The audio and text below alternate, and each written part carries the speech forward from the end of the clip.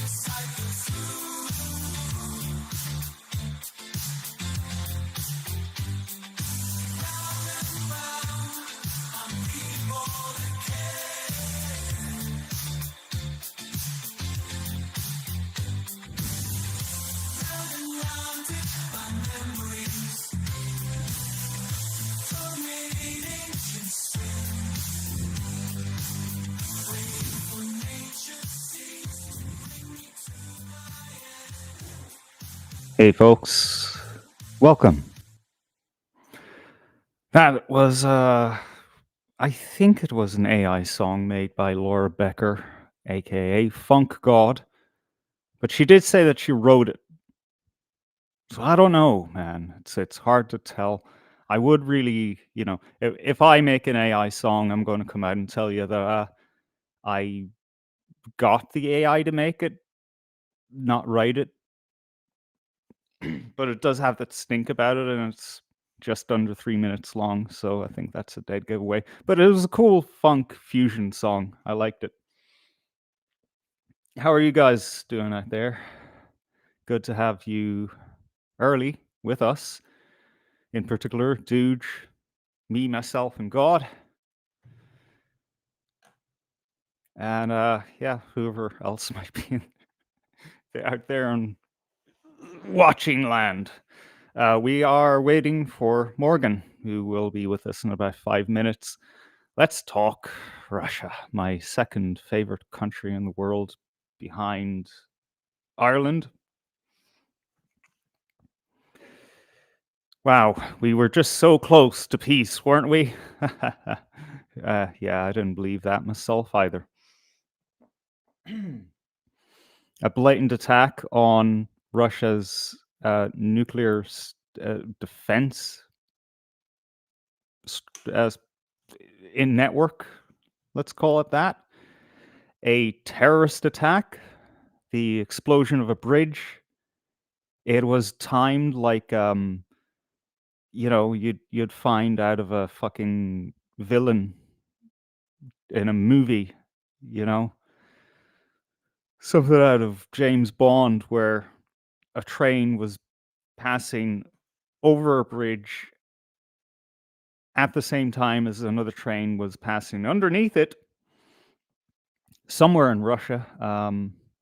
Can't can't not really great at my Russian geography.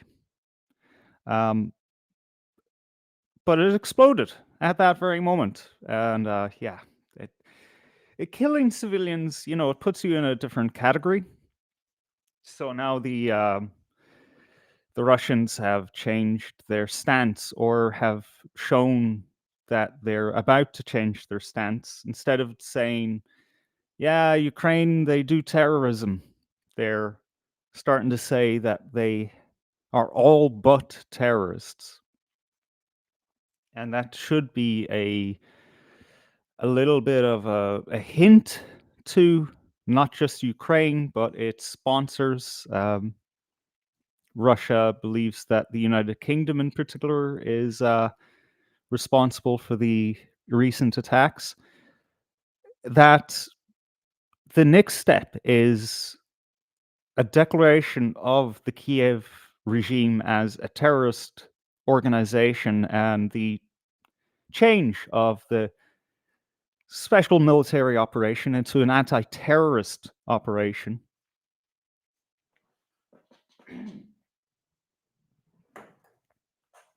which is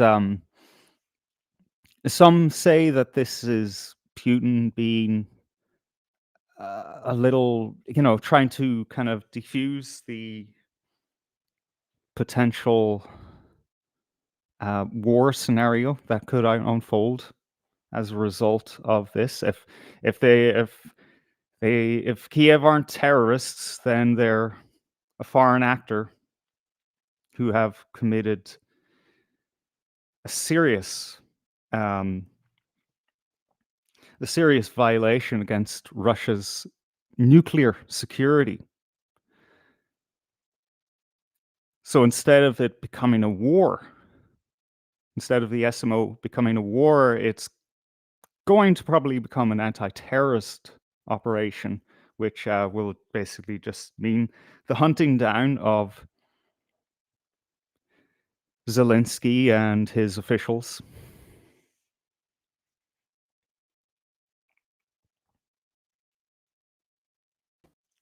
Oh man, more fucking spam on Kick. Morgan is with us. If you want to pop in whenever. Ah, Howdy. hey. Holy shit, this lighting's terrible. Well, what about your lighting or my lighting? Mine. Oh, It's still bright outside, so yeah.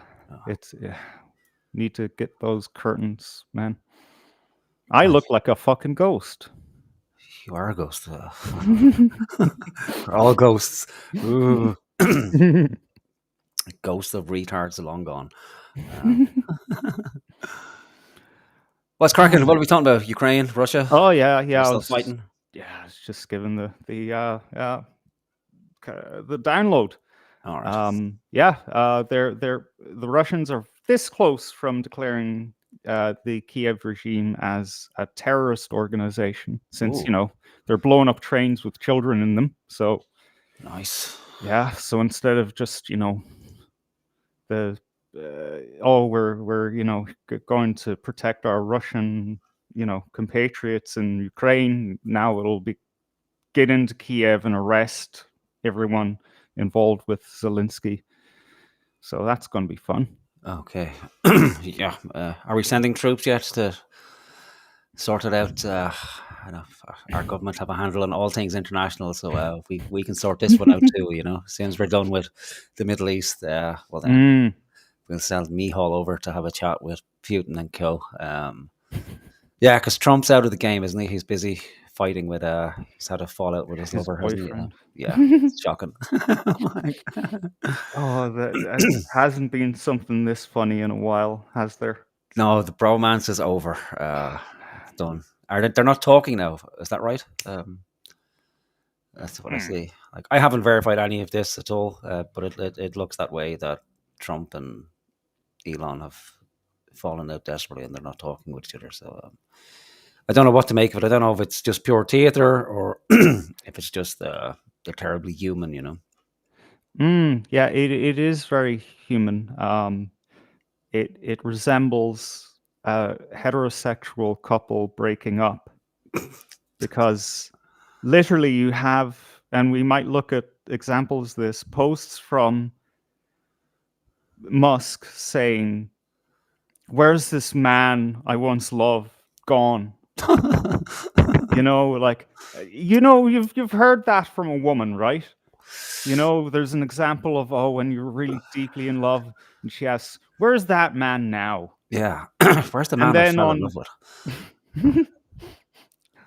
on Trump's side, it's, "This bitch is crazy and she won't leave me alone." Yeah. Because he's saying, yeah, he kept coming to meetings that he wasn't at, and I had to tell him straight up, I don't need you here. What are you doing here? Yeah. Didn't Trump give back the engagement car as well? I think Elon gave him a Tesla as an engagement present, and now he's giving that back. Yeah, Oh but even no. prior to that, it is very kind of heterosexual couple, isn't it? They were dating for a long time, like maybe 2 or 3 years. Then they moved into the White House together, and as soon as you move in, Yeah. it's like you go on holidays, and then you kind of get a taste for what it's going to be like to live with someone, but you don't really get to know somebody until you Mm. get to live with them. So they've lived with each other Oh for a yeah. while, and they're kind It of was the honeymoon after, it's like, yeah, we're on top of the world, man. We just got elected. yeah. Yeah. And now it's like, is that your fucking toothbrush? I told you to don't leave that toothbrush in the office, Elon. It's not happening. And then last week, Elon appeared with a black eye, didn't he? So maybe there was some sort of domestic violence at work. Maybe, Elon wasn't coming across with the goods and Trump just lost his shit and punched them square in the eye. Or he's partaken in that conspiracy, the Black Eye Club. I'm not sure exactly what goes on. Oh, I forgot about that. Yeah, from what I've read, it's some sort of ritual where either, from what I gather, it's one of three things. Mm. So it's some sort of sex act where apparently you get fucked so hard in the ass that you get black eyes from it, or that could be the panda eyes, that could be both eyes. The other one Hmm. is that it's just a blow to the eye to symbolize the eye of Horus, and then the third one is to do with the reptilian conspiracy, where some sort of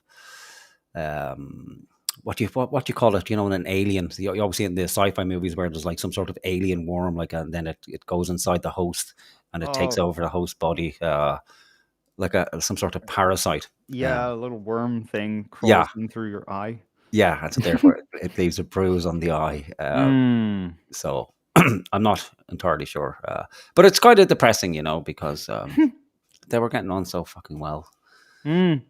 together. But like all things, and especially when you have egos that size, two egos, giant egos that size, and Trump has made Elon feel like the president, and I believe there Mm. was some concern within Republican circles that they were actually calling Musk President Musk because it's an outsider who's come into the Mm. Oval Office and is essentially running the show.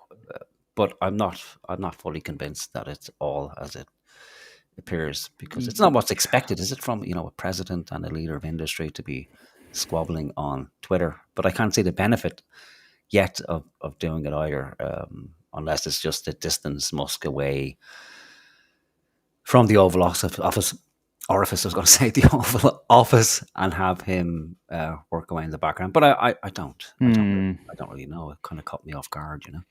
It caught everyone off guard, man. No, nobody expected this. I think, yeah, maybe it's just to keep people on their toes, keep them disorientated. That there's never anything certain and consistent in this world anymore. It's just Yeah. one thing after another. Uh, Um, hasn't Musk accused Trump of being on the Epstein list as well? Wasn't that Trump? yes, yes, he came out and said that, and yeah, I don't know whether, like, he never said because I saw the documents. you know? Yeah. Oh Just dear.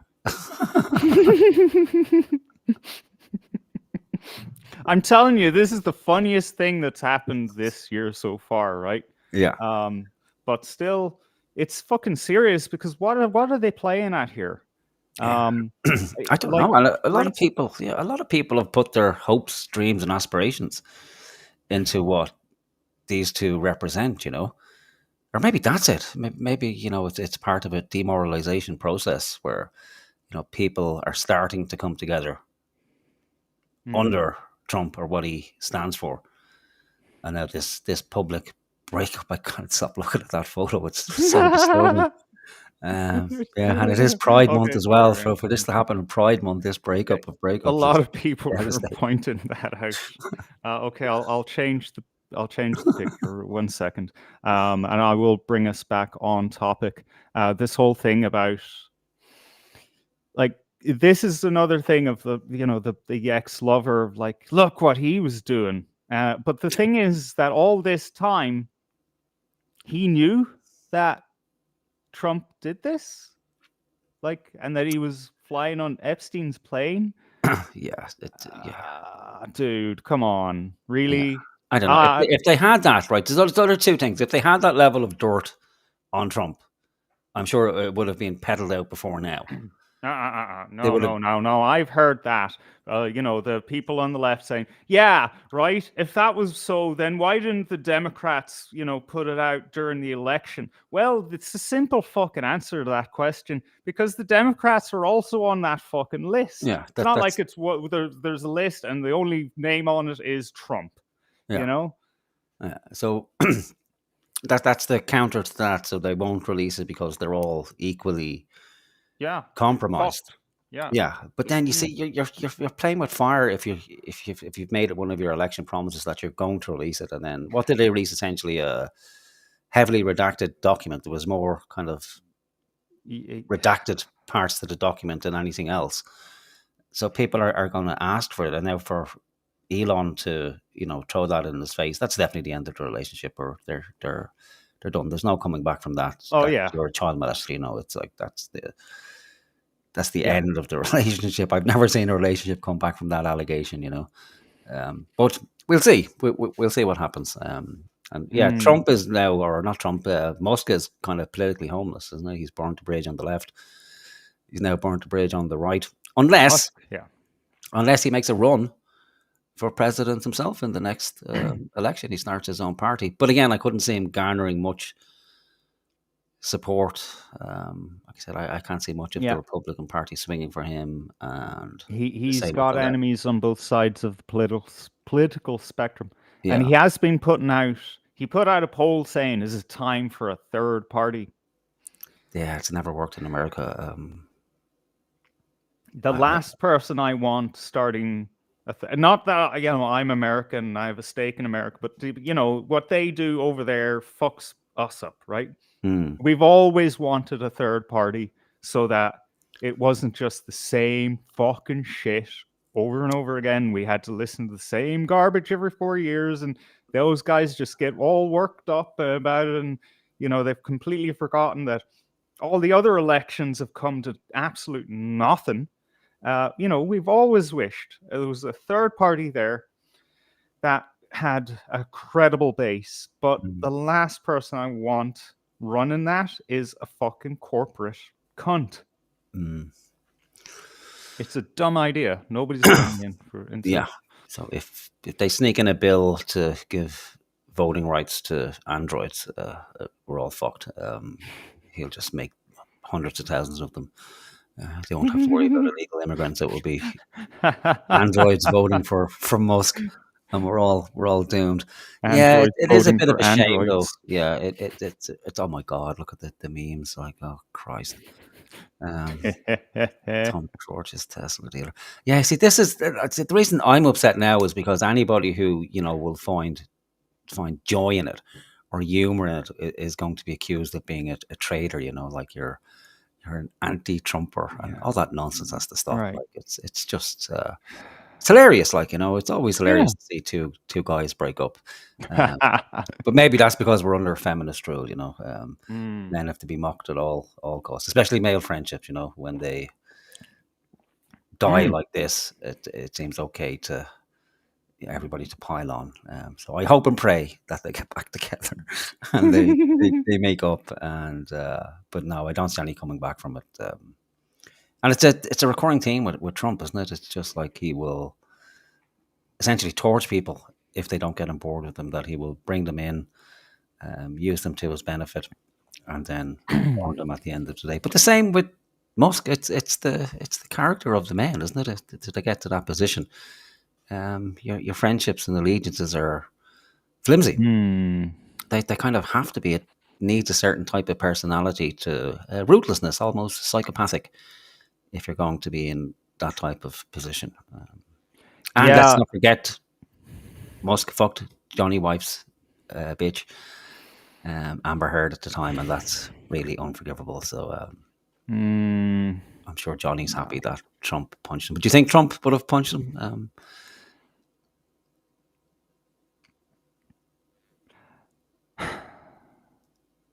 No, He's he'd be more controlled than that, wouldn't he? You would hope. he doesn't have a history of violence, does he? Not really, no. Yeah. I suppose if you're saying to Trump, listen, I know you're on the Epstein list. I've seen it. I'm Oh going. yeah, I'm going I'm to. going to out you. Yeah, and then just boom. Mm. But I would have thought that Musk could take Trump in a fight. Maybe that's the way to solve it.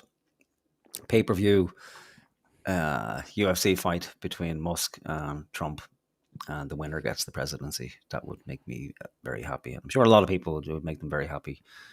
Like one of those MTV, what do they call it? Celebrity death matches. Maybe that's what we need. That's the new politics. I forgot that exists. Oh my god.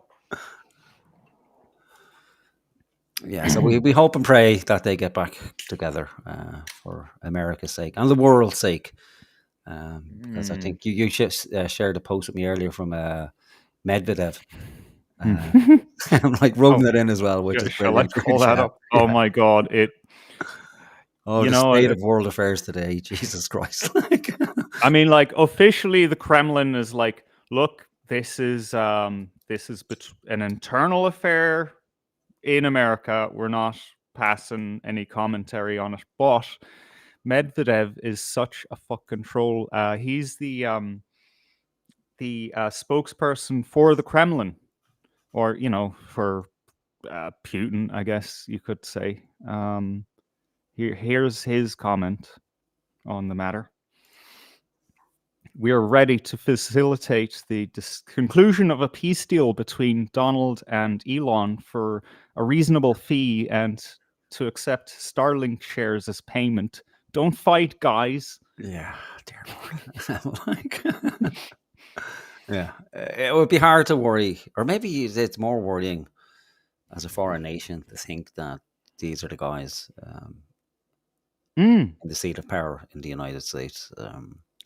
I don't think the Russians are in any way surprised by this. Yeah, it's very undignifying, I have to say, for all involved, that having public spats and on separate social media platforms as well. It's very difficult to take care of. I think Trump's giving out on his Truth Social and Elon on X. I haven't gone over to Truth Social. I must at some stage. Nobody's the only person on Truth Social is Donald Trump. Donald Trump and his team. Okay, yeah. All right.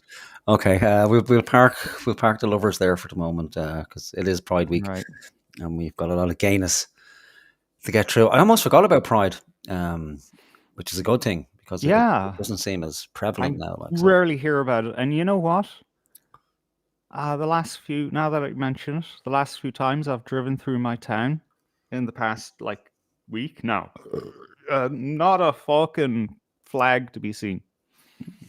Just tricolors and provinces' flags. Yeah, maybe it's the balancing act because we have a larger Muslim population now who aren't too fond of the whole Pride idea. Is on Eid, that's not good.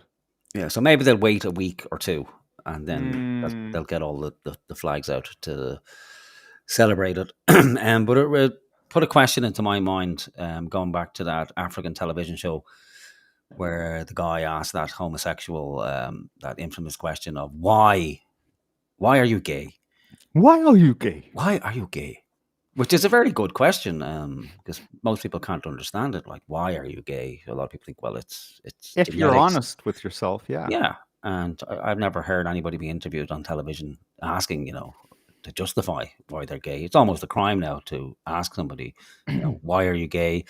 What led to your gayness? Have you always been gay? Because I know people who haven't always been gay, but then all of a sudden they become gay, or they say, well, they've always been gay. They just didn't want to come forward and admit they were gay. But I do know people, mostly women, who have decided they've had enough with men, and but they still need a partner, so they'll kind of hook up with a woman because it's safer.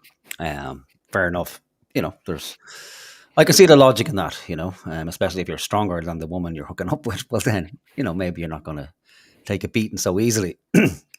But a bit of footage from Donegal emerged that answered the question for me, from a new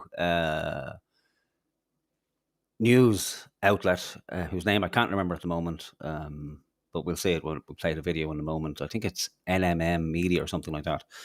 They're a registered company, but their YouTube channel isn't very big, so anybody who's watching, have a visit to their YouTube page after this, give them a like and a share and all that, and subscribe to their stuff, because it's good material. So we'll share it here. We'll just let it play. I'm sure people have probably seen it already, but I just find it amazing and infuriating at the same time, which is always a good mix.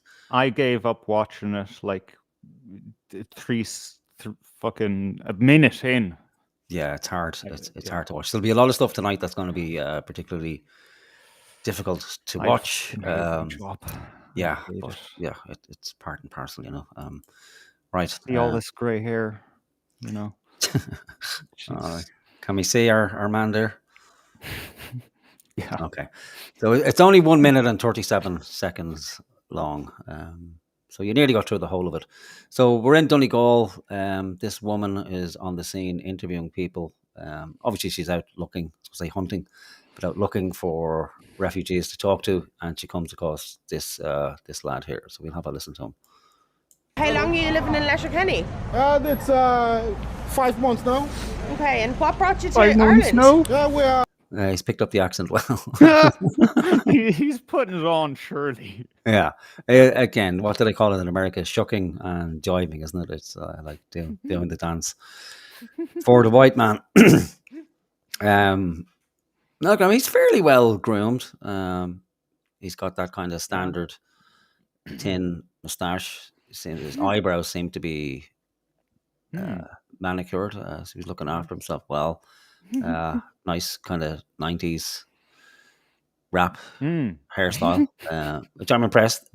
Doesn't have that straight line across his head, and the forehead begins somewhere in the middle of the head, so that's impressive.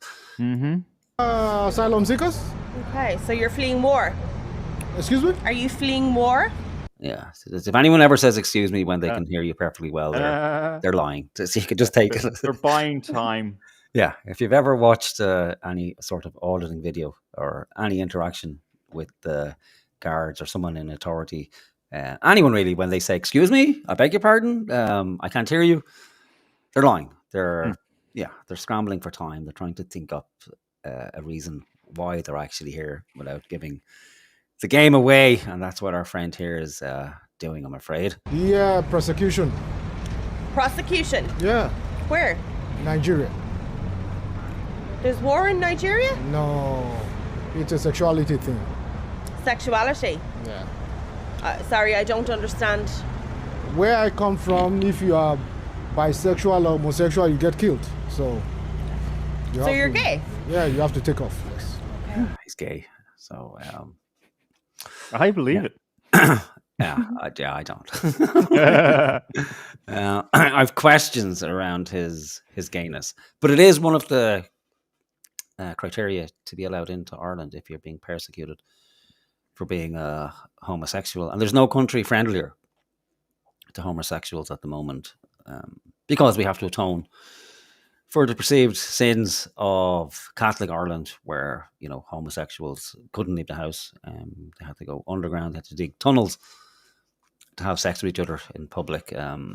I make light of it, but I don't think it was as terrible as people paint it to be. Granted, we did electrocute some people, I think, but I didn't. None of my ancestors electrocuted any homosexuals, so there's no collective guilt that can be pushed on me for electrocuting some homosexuals.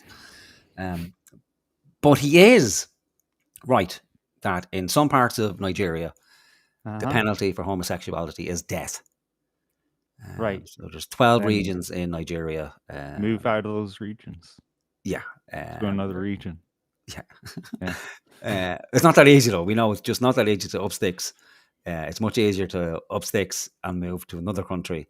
All the way across the world, yeah. Yeah, there's no direct flight to. They have to pass through a couple of other countries to get here, but you couldn't just go to the next fucking region in Nigeria to flee the persecution of being killed. And nobody has really been killed in the last kind of decade in Nigeria. So we've got 12 regions, which are all the Islamic regions of Nigeria. And those regions operate under Sharia law, which is a beautiful system for killing homosexuals. So anyone on the left, just keep that in mind.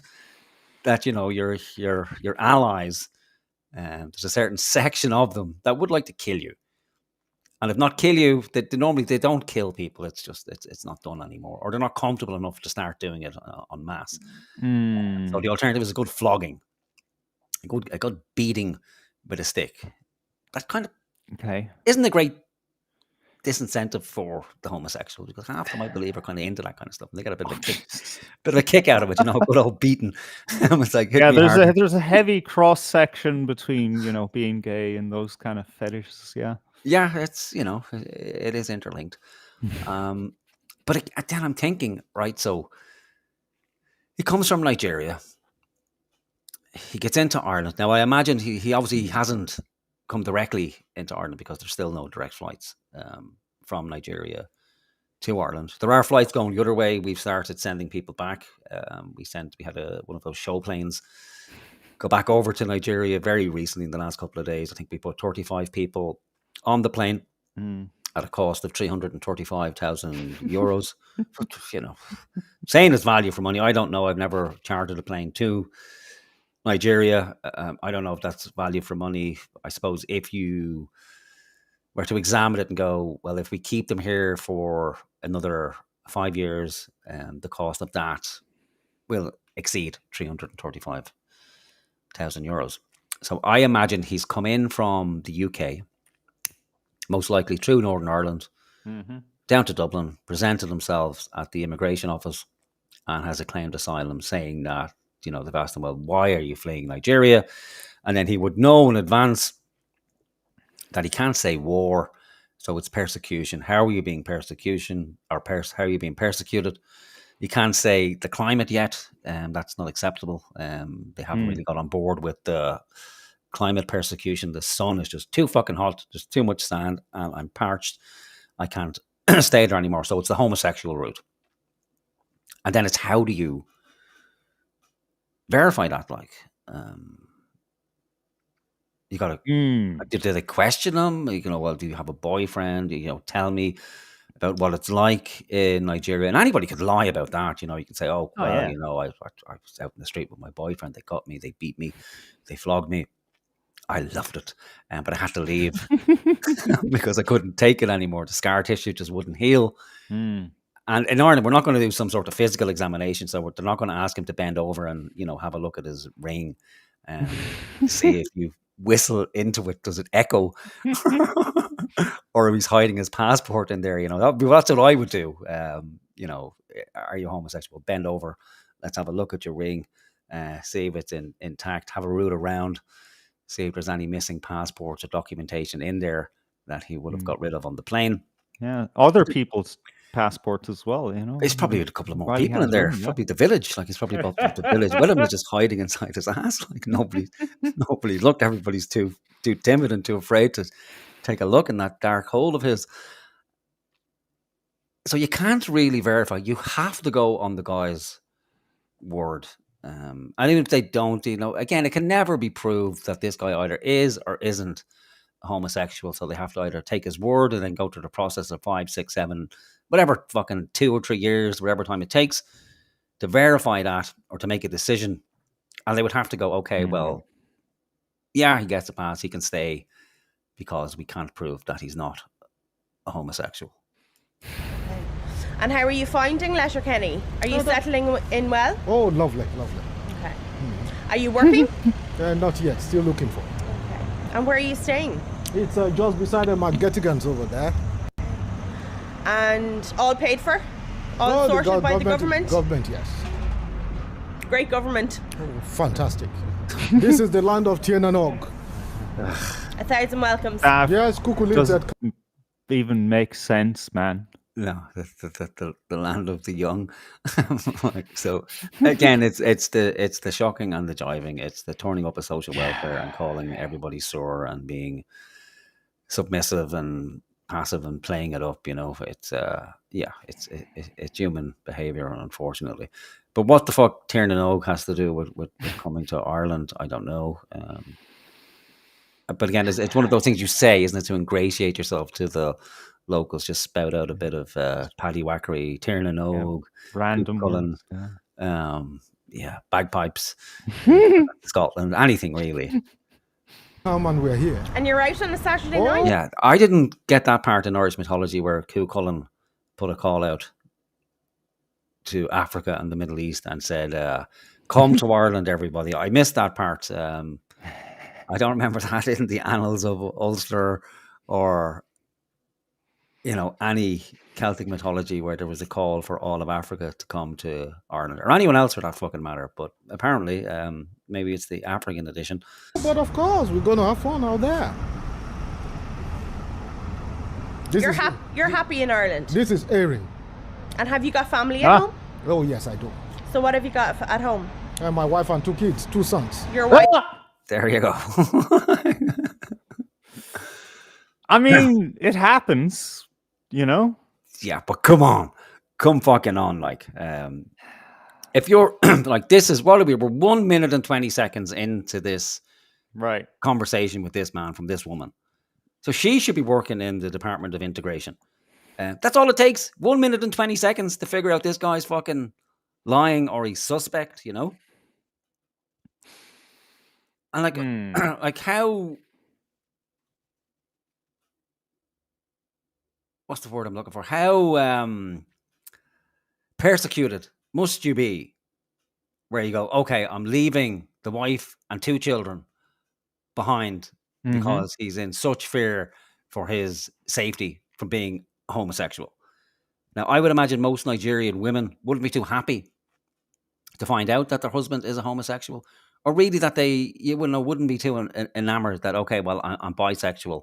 And not only am I bisexual, but I'm going to fuck other men while I'm in the marriage with you. Like, that's, you know, a brave woman or a very liberal woman who would be happy to put up with that. And I can imagine there's not too many progressive Nigerian women who are living in Islamic areas in Nigeria where, you know, they're willing to take that sort of risk. So I would be a little bit suspect, but you are right. There are cases where men have entered into a marriage. Yeah. You know, and on the DL, they will engage in homosexual activities. But generally, if someone comes up to you with a microphone and a camera, you're not going to, you know, come forward with that. Like, he's not dealing with immigration here. He's just dealing with some random woman with a microphone who's asking questions. And to my mind, he's panicked. And so he's trotted out the standard excuse, oh yes, homosexual persecution. Then got comfortable, forgot where he was, thought he was having a nice conversation with this woman who was probably thinking, oh, she's looking at me. She's noticed my manicured eyebrows. I think I'm in with a chance here with this lady. And he's, you know, turning on the charm, Cullen, Tiernan Og, going out. He's thinking of an easier path to citizenship. Exactly. Like, this could be my new wife. Hopefully she has a husband. I can, you know, we can do a bit of swinging together later on in the night. So he's forgot where he was, got comfortable. Thought he was engaging in a normal conversation, because she's not giving him any reason not to come forward with information. She's not, the style of questioning. It's not aggressive. It's non-confrontational. She's just, encouraging him to speak more. And then he let it slip. Yeah, so I have a wife and 2 children back in Nigeria. Wife and 2 sons. Yeah, the mighty Hercules and the mighty Spartacus. But you just said you were gay. Yeah? Yeah, You just said you were gay. Bisexual, yes. Oh, okay. Yeah. Yeah, look the camera. Fuck that. Look at that. Look the camera like that. That's straight out of a Mel Brooks movie, like Blazing Saddles, where someone knows they've been caught in an absolute lie, and they look the camera. Yeah. Oh shit. Yeah, this guy is no bisexual man. These guys have 9 subscribers. What the fuck is going on? I'm putting their link in the chat. Yeah, because this video, it's gone kind of far and wide. So it's very good content, but they just don't It's not have translating for them. Yeah, That's criminal. Yeah, it's just the way of the world, unfortunately. It just Well, it just happens. because we let it be. Yeah. Yeah. Yeah. There's not much you can do about it. You know, you complain and bitch and moan and Yeah. But I'm sure they will. And they obviously have plans to do more, considering that they've gone to the trouble to register themselves as a company, which probably isn't a bad idea for no other reason, liability reasons. So we're gonna have to get our shit together before someone decides to sue us for fucking lying. Oh yeah, that's great to say out loud. Yeah. We're gonna take that out like this, you know. Yeah, the defamation laws in this country are an absolute disgrace. Yeah, well, bisexual means you eat the snail and then you eat the meat. You know? Right. Thanks for talking to us. Thank you very much. Yeah, I've heard. What did he say? You eat the snail. As he's describing his sexuality is that you eat the snail and then you eat the meat. I've never heard a vagina described as a snail. What is a snail other than meat? Yeah, I know. But some will describe a vagina as a clam or something like that. You know, you'll eat the clam. Oh. Because it looks like a clam now. I don't know, maybe Nigerian vaginas. I mean, that's awfully filthy fucking language for him to come out with out of nowhere, right? Yeah, I do. You eat the snail and you eat the meat. Greedy fuckers. That's what I call bisexuals. Greedy people. Like, just stick to the one sex. You're either, take the men or take the women. Don't be mixing and choosing. It's very greedy, and dangerous as well. Yeah, so there we have it. So this guy, all the way from Nigeria, finds safe haven in Ireland because he's a homosexual. But I require proof. And again, if the immigration people were watching and saw this, like, that would be reason to send them home there, the kids and children. I would want to cross-check with the records to see if he's said that at interview, if he even was interviewed, that he does indeed have a wife and 2 children at home in Nigeria. What's going to happen now? He'll wait here for a couple of years, and then if he isn't deported, well, then the wife and 2 children will come over. And I'm sure he must have a boyfriend as well, unless it was just a string of kind of one-night stands or occasional rendezvous in the desert with some Arabian dude called Mohammed, where him and his 8 friends gathered around and rode them all night. But I don't believe him. It's pure horseshit. And this has got to be a good proportion of asylum claims when people get here from Nigeria. Because what other persecution could there be in Nigeria other than, I suppose, you've got homosexuality and religious persecution. If you're coming from one of those 12 regions that are under Sharia law and you're a Christian, well, then you could indeed say, okay, I'm being persecuted in Nigeria because of my religious beliefs. And then it's okay, well, come in. We'll look after you. But there seems to be no fucking end to it and nothing in place. And how you verify, it'd be very easy to find out if somebody's a Christian or not, I'd imagine, with documentation. But again, all the documentation magically vanishes on the plane. So that should be the first red flag, that if the documentation isn't there, Well, then really what should happen is at point of entry, you're turned around, put back on a plane and sent away. But our authorities won't do that because it contravenes international law that they're bound by, and European law. And that's really why we need to get our arse out of Europe as quick as possible, or mount some sort of fight back and just go, do you know what? Just because it's the rule, we're not agreeing with it. We're not doing it. So please, fine us all you want. We're not going to pay it. But that's not going to happen, unfortunately, with the government we have in place at the moment. So we'll leave this guy here. Can you even remember his name? Did he say what his name was? No. I don't think so. No. So if there's any homosexuals from the Donegal area listening, please find the man. Test the theory for us. Let us know if he is indeed a homosexual. It's very, very posh. If he's a homosexual, it'll be very easy to find out. And I'm sure a straight man. It would be deep cover, really, if you're willing to take one in the ass. just to keep your cover. I don't think he's that level of KGB agent or CIA where he just won't break his cover no matter what you throw at him. I think a good fucking in the ass without an agent any day of the week. I need a position in government immediately. My novel solutions to the problems we have aren't being heard by the right people. All right, guys. Again, link to that channel in the chat. Give them a subscription. They're already up to 12 subscriptions now, so we're giving them a night to remember. If you can help with that. Yeah, and they have a real microphone, which is impressive. With my $9.99 Tesco job. Yeah, so they're kitted out. They're serious about what they're doing. Yeah, and that deserves support. Yeah, they deserve support. And we need a new media in this country desperately. So I think it's just indicative, and I think everybody knows anyway. It's not like it's groundbreaking to realize that somebody's going to lie through their teeth to get into the country and then to be taken care of. So we have the answer to why are you gay?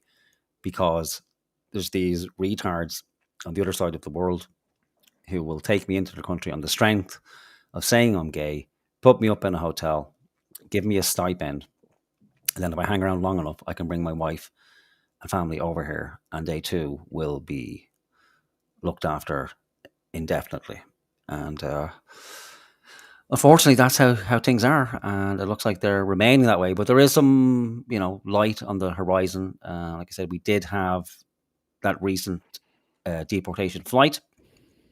Personally, I think they're show flights. I think we've had 3 so far, so that's the grand total of like maybe 100 people. The government has promised there will be more. I think 30 odd people went to Nigeria. There was a couple of children on board, and people are having a nervous breakdown because we deported children. They were in school. Yeah, I listened to, I think it was Pat Kenny the other day on radio, and he has a minister on, or not the minister, but some underling or some other minister. The way they all kind of have connected roles, so he's responsible for one thing or other, but he was putting it to him about the children, and then they had the reading out calls that came in, which didn't come in at all, because as the guy was talking, this magical call comes in to Pat Kenny from a viewer as he's halfway through the sentence asking about the children.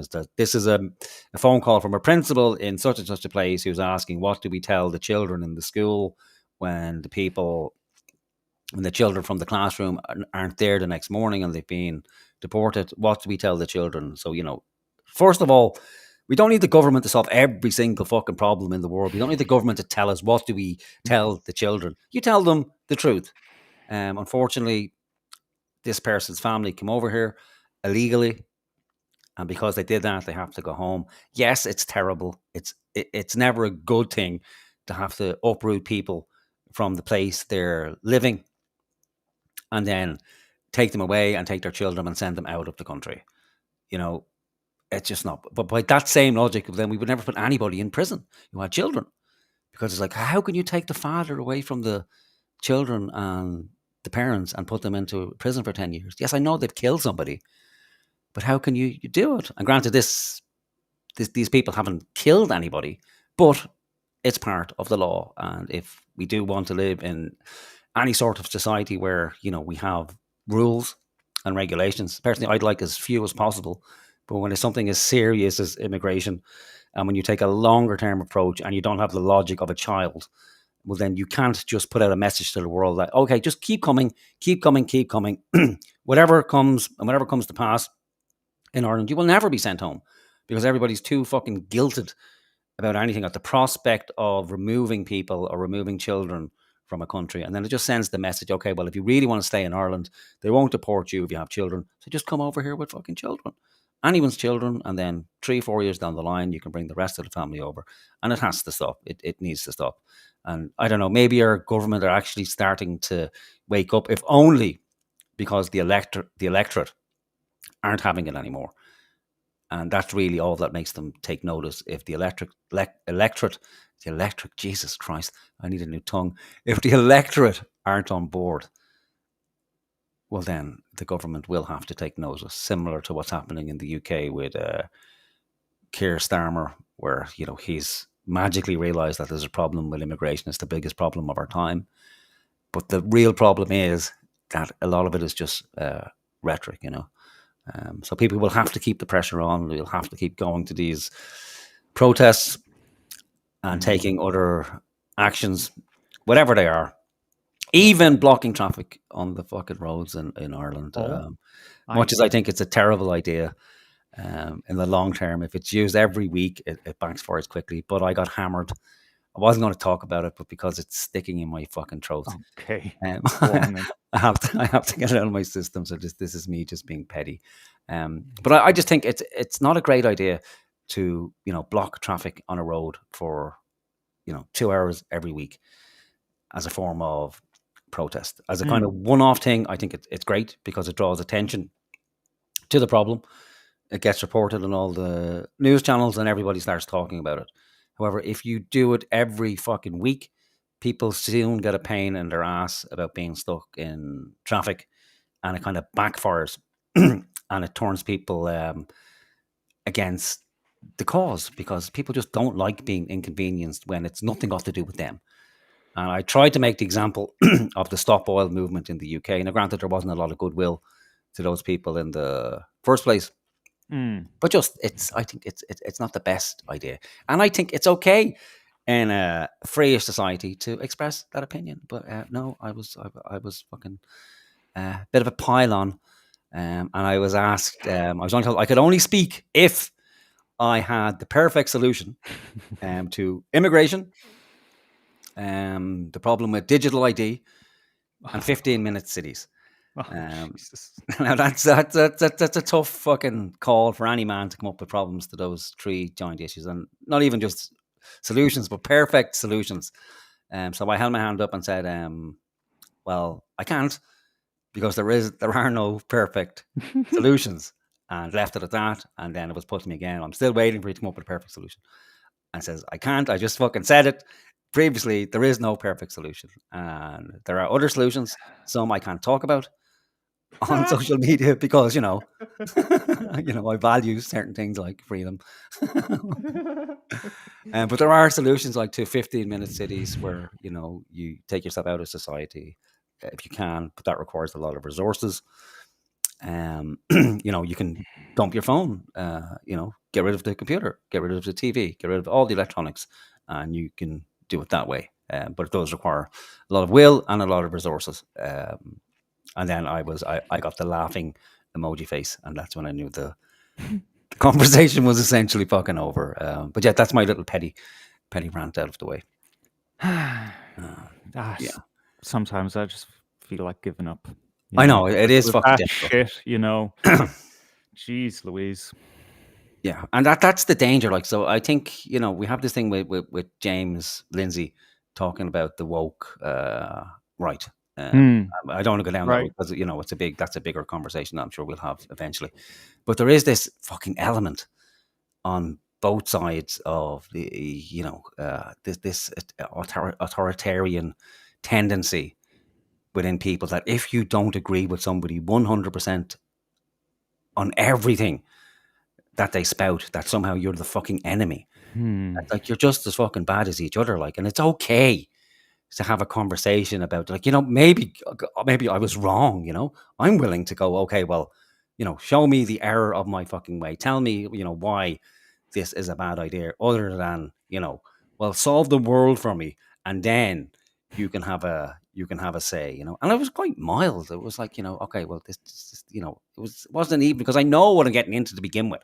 So it's like, okay, I'm not going to go and say this is a stupid fucking idea. It's going to backfire in your fucking face if you carry on doing it. It was just simple, this might be a problem. This could cause a problem, because generally people don't like being held up for 2 fucking hours in traffic because of something that's not their responsibility. And if you do it every week, well, then people will just end up getting out of their cars, dragging you off the fucking road, or, driving into you, because, nobody likes to simply be inconvenienced, especially after a long fucking day in work. Like, it's like, if you do that to me for 5 fucking minutes, then I already hate you. I don't care what it's about. I fucking hate you, because it's not like you're doing it in the countryside or something.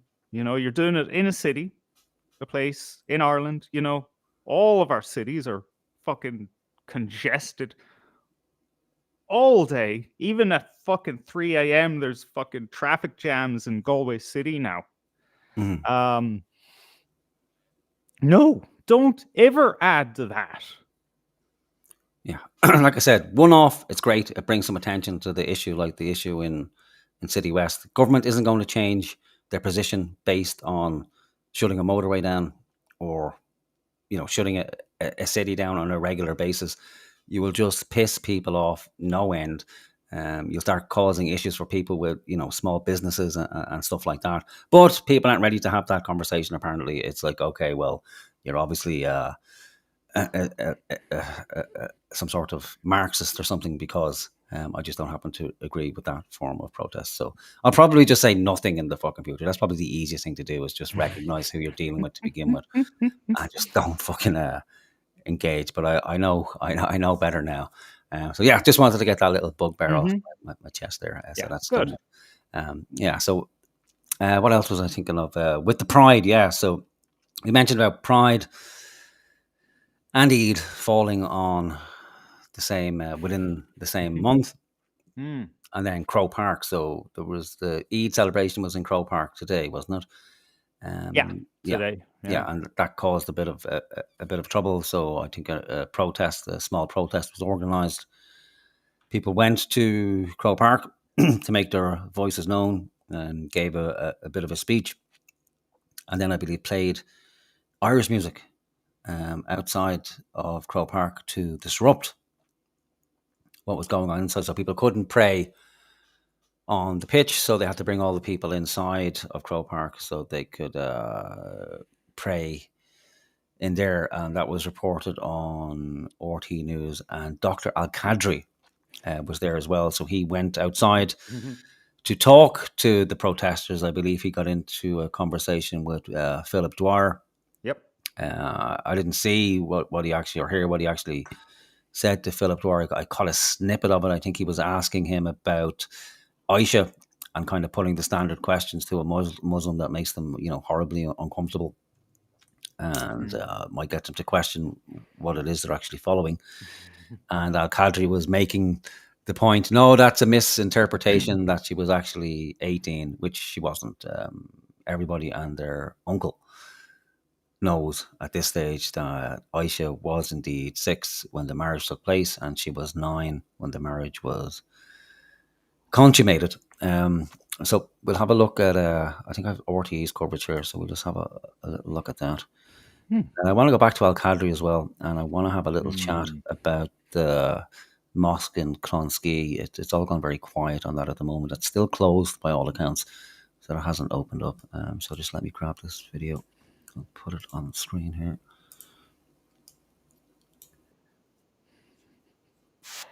I'm going to need to hard it up. It's quite low.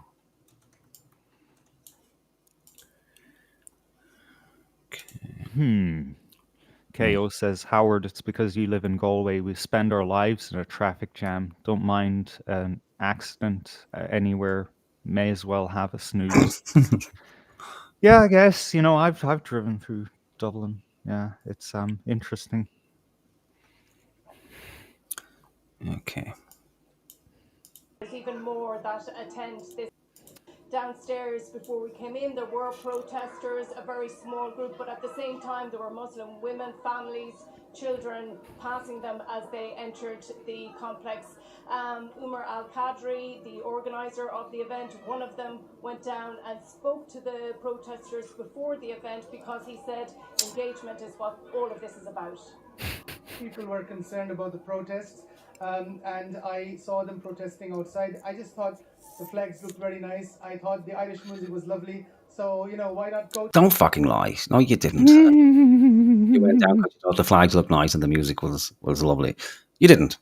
You went down so you could appear on RTE and then benefit from it. Just like you said the other day, apparently some Irish teenagers went into a mosque somewhere and started shouting obscenities.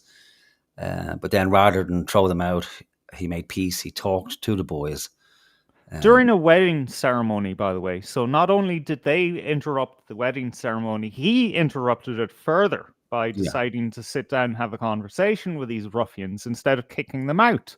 Yeah. That doesn't make sense. It doesn't make sense at all. I was a little arsehole when I was a teenager, and if I was to do something like that, what would happen is you would run in to the church or the mosque, whatever it is, shout something dopey, and then run away as fast as you could because you didn't want to get caught. You don't like run in, make some obscenities, or stand there and make a 5-minute speech. And then this guy stands up and says, "Hey, no, please don't run. Wait.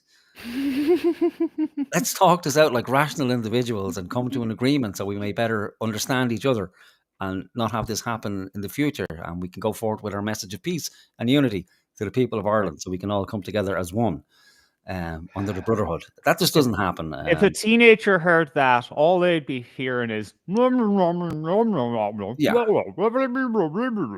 yeah, you're not going to hang around. You're out the door as quick as you can fucking go.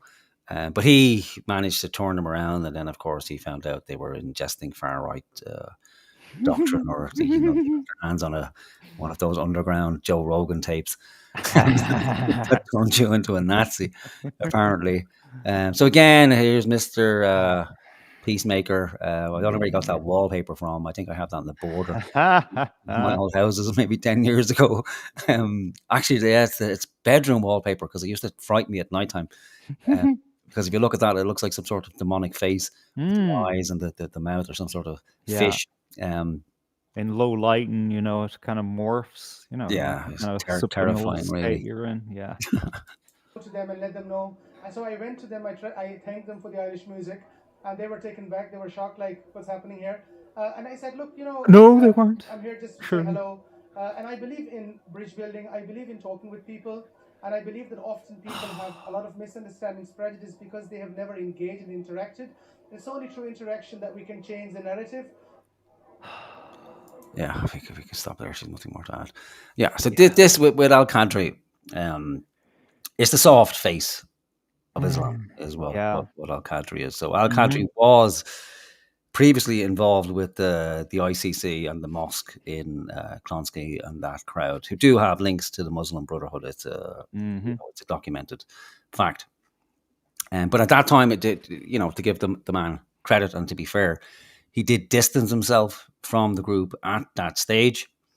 He said that he wasn't on board with that brand of Islam, right? That brand that says, okay, let's take over the world and have a one world government under.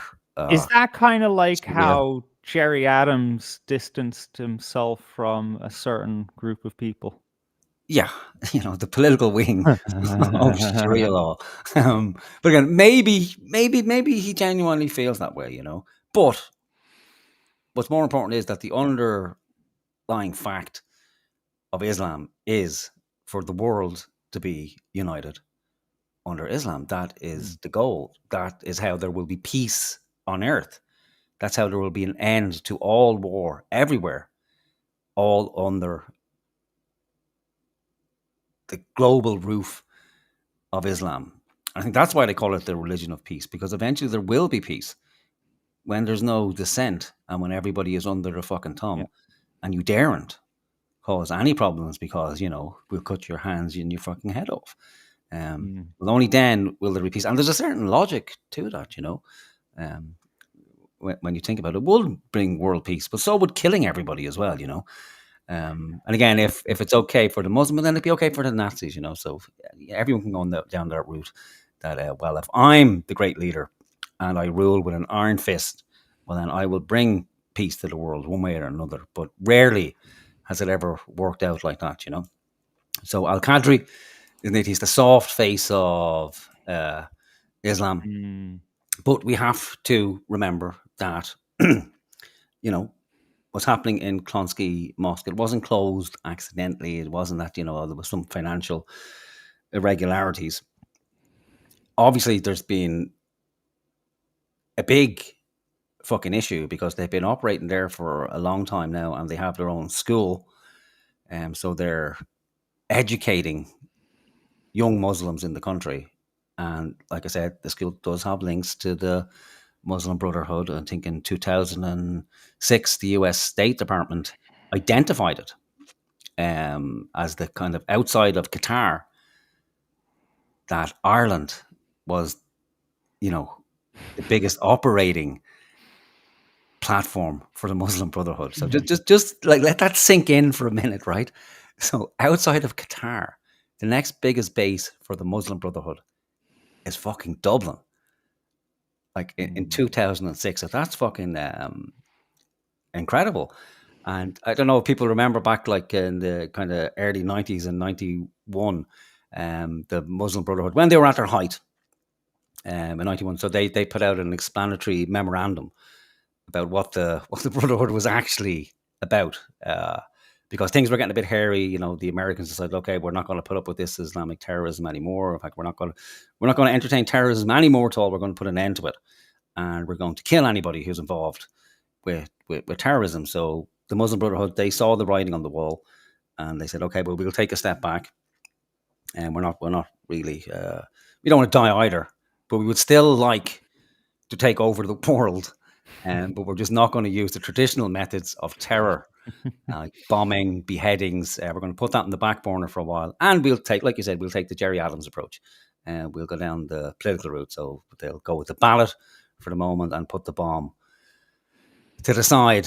So they put out an explanatory memorandum explaining what the movement is actually about. So the movement, it's one, to create a stable Islamic movement throughout the world, led by the Brotherhood to unify all Muslim efforts. And so the emphasis, like I said, put away the weapons. So the emphasis is on a long-term civilizational jihadist process. Now, I'm okay with that. That sounds very respectable, isn't it? Civilizational jihadist process for societal influence and not immediate political control. So they're not just going to come straight in, seize the power, take everything over straight away and have people panic. No. They're going to take a much more civilized approach.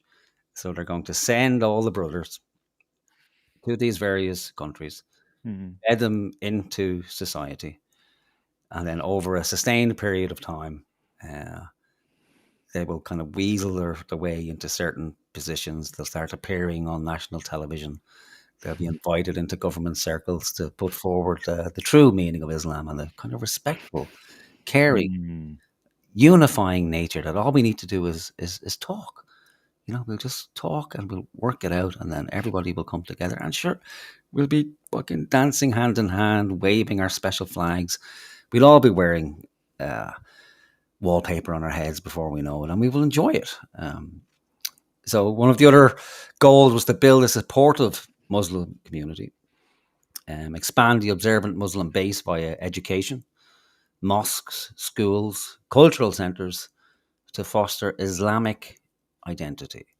Now, that's a problem for me when you go to another country, because really, if you want things to settle well and to bed into a country, you have to adopt to the country you're going to. You have to be assimilated into the country if things are going to go well.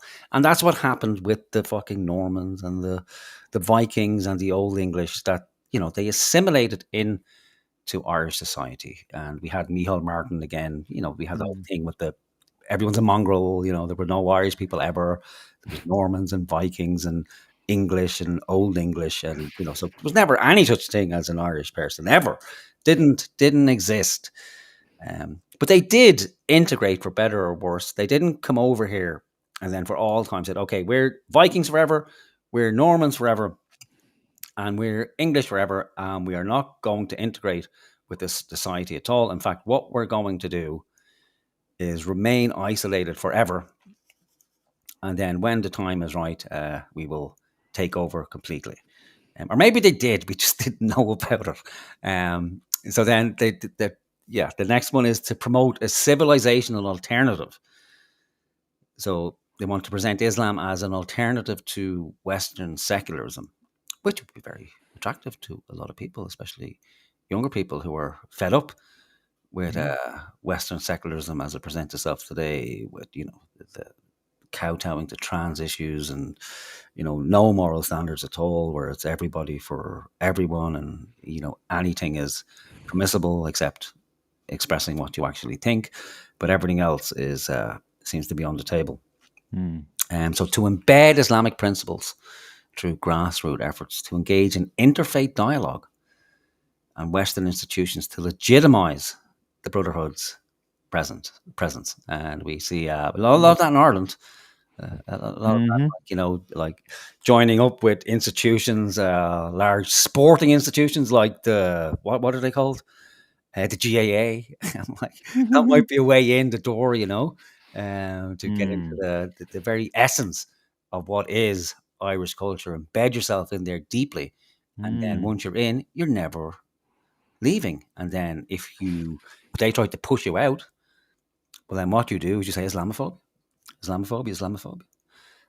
But we're not on board with Sharia, but Islamophobic, you're Islamophobic, and then you're fucking doomed. To support global Islamic causes, to link the North American and European efforts to global Brotherhood goals, especially Palestinian liberation.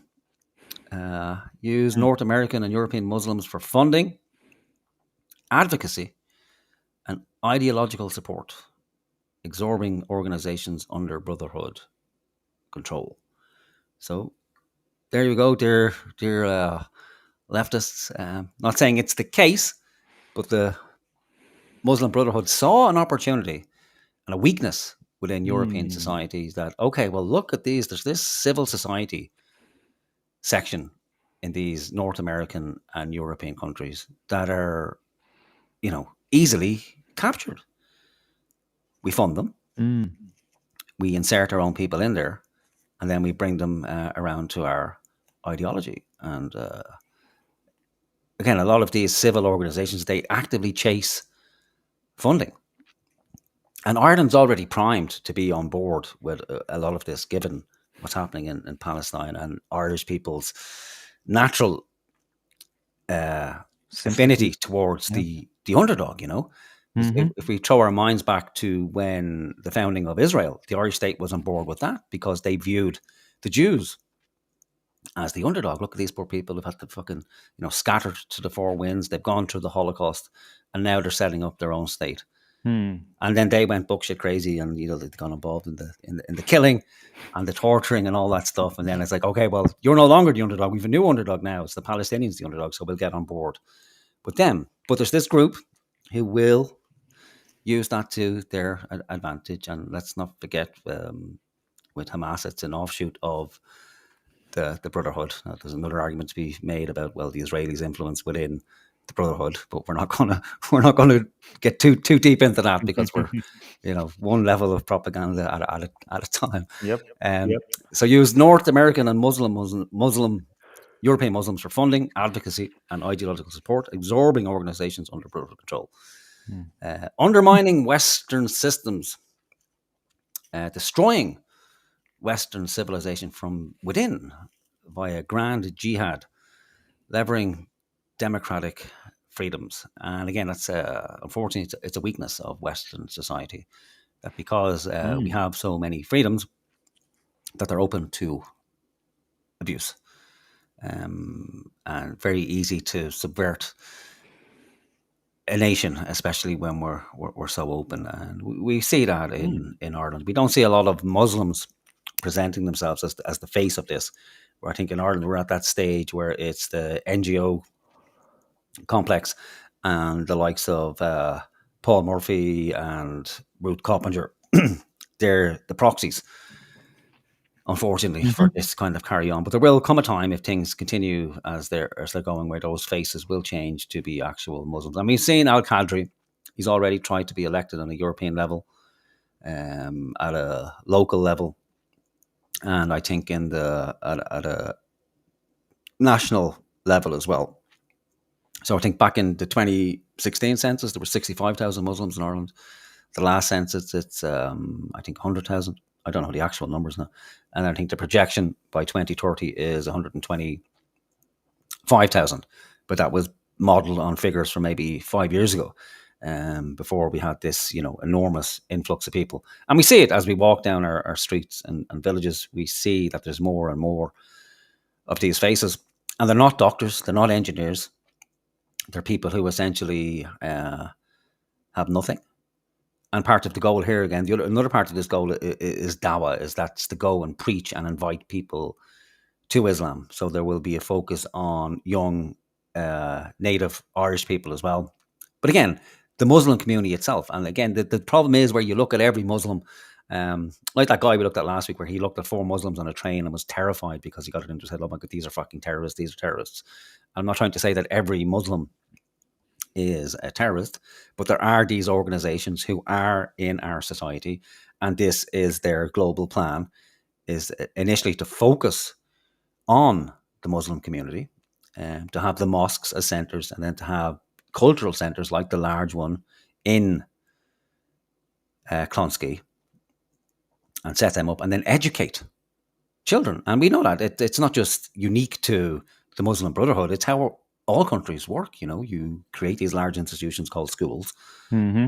You set them up to have a certain curriculum and programming, and then that's how you make your perfect citizens. And then some of them get broken and have independent thought over time, and they start to question things. But by and large, it's a factory process. You send them in, and they come out in a certain way with certain ideas that, okay, well, it's a good idea if I spend most of my life, doing repetitive tasks for little reward and lose 90% of my life to it, and then make myself feel better by giving out about people who don't. It's a madness when you think of it. When you go down the reductionist route and pull it apart for part. It's a crazy fucking system, but it's a very effective one, and that's what they're doing with their young guys. Is indoctrinating them with Islam and jihadist ideology, and that's a fact. It has been happening. The school is now closed, I think, so it might be the end of that. Then just to have a look at the kind of the Islamic movement in Ireland.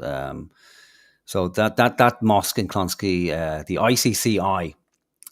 So we said it linked to the Muslim Brotherhood. And that's through another organization called the Federation of Islamic Organizations in Europe, the FIOE. And that was led by Sheikh Hussein Halawi. So he's the ECFR Secretary General. And that organization serves as a hub for religious education and cultural programs that aligns with the Brotherhood's legal or leadership goal, I beg your pardon. And again, the role in Ireland is still the same. So it's to build a Muslim community, and that was chaired by a guy called Yusuf Al-Qaradawi, not Al-Qadri, close. So maybe people might have a look into that name. I'll put it in the description once we get done here tonight. And again, the same thing, to promote Muslim identity throughout schools, mosques, and outreach programs. So we said population back in 2016, 63,000, projected to be 125,000 by 2030. And so there's another organization that the Muslim Brotherhood operates throughout in Ireland as well. And that's the Muslim Association of Ireland. That's based in Tallaght. We haven't really heard a lot about that one. We've only heard about the one in Clonskee, but another organisation in Tala, and I'm sure there are many more throughout the country as well. Now, people are going to get their knickers in a twist, especially the media, if we start going down this route. But we have to. We have to know, what's going on in the country. We have to know who these people are.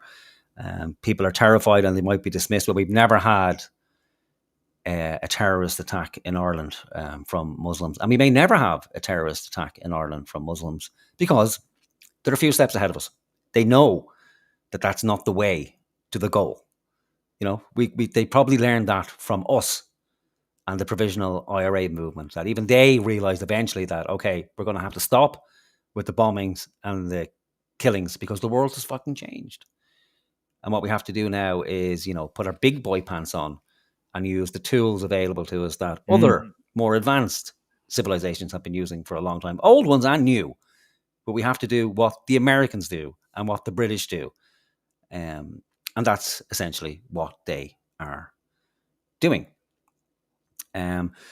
So what these organizations do, it's part of the promoting of a civilizational alternative. And like I said, I think a lot of people are going to be open to that. It might be a hard task for Islam to do it because I think enough people are kind of awake to it at the moment. But you never know; these things tend to grow exponentially over time. And we look to the UK, a lot of converts in the UK to Islam. So the ICCI, that's the guys in Clonskee, their role is to engage with the Irish authorities, with Halawi's role in the Irish Council of Imams, and state events like the one we have in Croke Park and others. So they position the Brotherhood as a Muslim voice. And the ECF Awards, so people know, they issue fatwas. So that's what they're responsible for in Europe, is issuing fatwas to all these mosques throughout Europe and good old Ireland, reflecting the Brotherhood's strategy and their dawah. This is how they get people to invite people into. So it's like a real theocratic structure. Yes. So not just some airy-fairy NGO where, we're just putting on events and stuff. Yeah. So that's the window dressing, and that will, for those NGO types, they eat that up like bread and butter. They see themselves as helping, because they see these people as, poor, repressed people who just need love. But enough love and caring, they will bring them around and they will help them. Then they can go home and feel good about themselves, knowing that they've given something to the world, and then they can go and talk amongst their friends and, oh yes, I was with the Muslims today. I'm not racist at all. I was with the Muslims. I'm so cosmopolitan. I have Muslim friends. I have friends from the Brotherhood. They invited me into the Brotherhood. I'm now one of the brothers. Kind of silly people. And we saw an example of that with on that Virgin Media show, I think Frontline or something like that. But John McGurk was on, and he was debating someone from the Hope and Courage Collective about the far right, and he spanked her. He bent her over the table, pulled her knickers down, and gave her a good old fashioned spank. I've never seen someone so severely spanked in my life, and that kind of almost wiped away his very, very soft approach to interviewing Pater Tobin. But he spanked that woman like I think I almost got an erection watching it because she was spanked so hard. The undermining of Western systems. There's no kind of real evidence we can point to say that we caught them in the act. We have the documents. But we can see it with our own fucking eyes. This soft approach with the likes of Al Qadri. Al Qadri's hands aren't clean in any manner whatsoever. And he will get caught out eventually. But I think that the plan is to, inoculate ourselves, know what's happening. And I know people already do. I'm kind of preaching to the choir. But we just have to be a little bit cleverer. So, when people are questioning Al Qadri, we'll have to kind of know a little bit more about Islam and to be able to skewer the fucker when we're talking to him. And that includes me as well. I'm not, standing on a fucking high horse here. Because when we talk to them, like, I don't really know that much about Islam. I know more than probably 90% of people, and that's not difficult because 90% of people know nothing about it. Why would you need to? Why would you want to? Exactly. You don't fucking need it. You don't want it taking up your headspace whatsoever. But it is a threat to us. And then if you get into a debate with one of them, especially someone like Kadri, who is he's an Islamic scholar, so he knows it inside out and he knows how to use it to his own advantage. He's not a dummy. These people aren't stupid. We might like to think, oh, well, they're just idiots because they believe in this ideology. It doesn't work that way. Very, very intelligent and clever people. The same with, Catholic priests as well. Everyone looks at them like they're retards or idiots. They're very intelligent, well-educated people, So that goes for Al-Qadri. So you need to get familiar with certain hadiths and passages from the Quran. You don't need to memorize it all like an Islamic scholar. But something like that. There's many channels on YouTube where you can go and watch debates between Christians and Muslims. A very good one, and one that's really humorous, is Christian Prince. Go and look up some of the catalogue on that guy's website. Hilarious and entertaining, but in the process, you will pick up the arguments. He is a Christian apologist, so don't be surprised if during the process you find yourself converting to Christianity at some stage. But there's many questions about him as well, because politically you might find them a bit off kilter. He's essentially a Zionist, so my suspicion is that he may well be, working for Israel, but he comes from that region. He suffered himself as a Christian in that particular land, was basically shat upon as a child, decided, okay, well, he's not going to have that anymore. So he put himself through college, took a degree in Islam, became an Islamic scholar, and then uses that and speaks Arabic fluently, and then uses those tools to essentially skewer them. And he's brought many people out of Islam. And that is a big thing. So there's some hope in that. A lot of people are leaving Islam because they realize over time that it's, retarded. Really, when you look at it for more than 5 minutes, it's a retarded religion that really serves nobody any good, unless you either want to have people under the thumb or be under the thumb. Well, then it might be for you. But beyond that, it's of no real use to people in a modern world.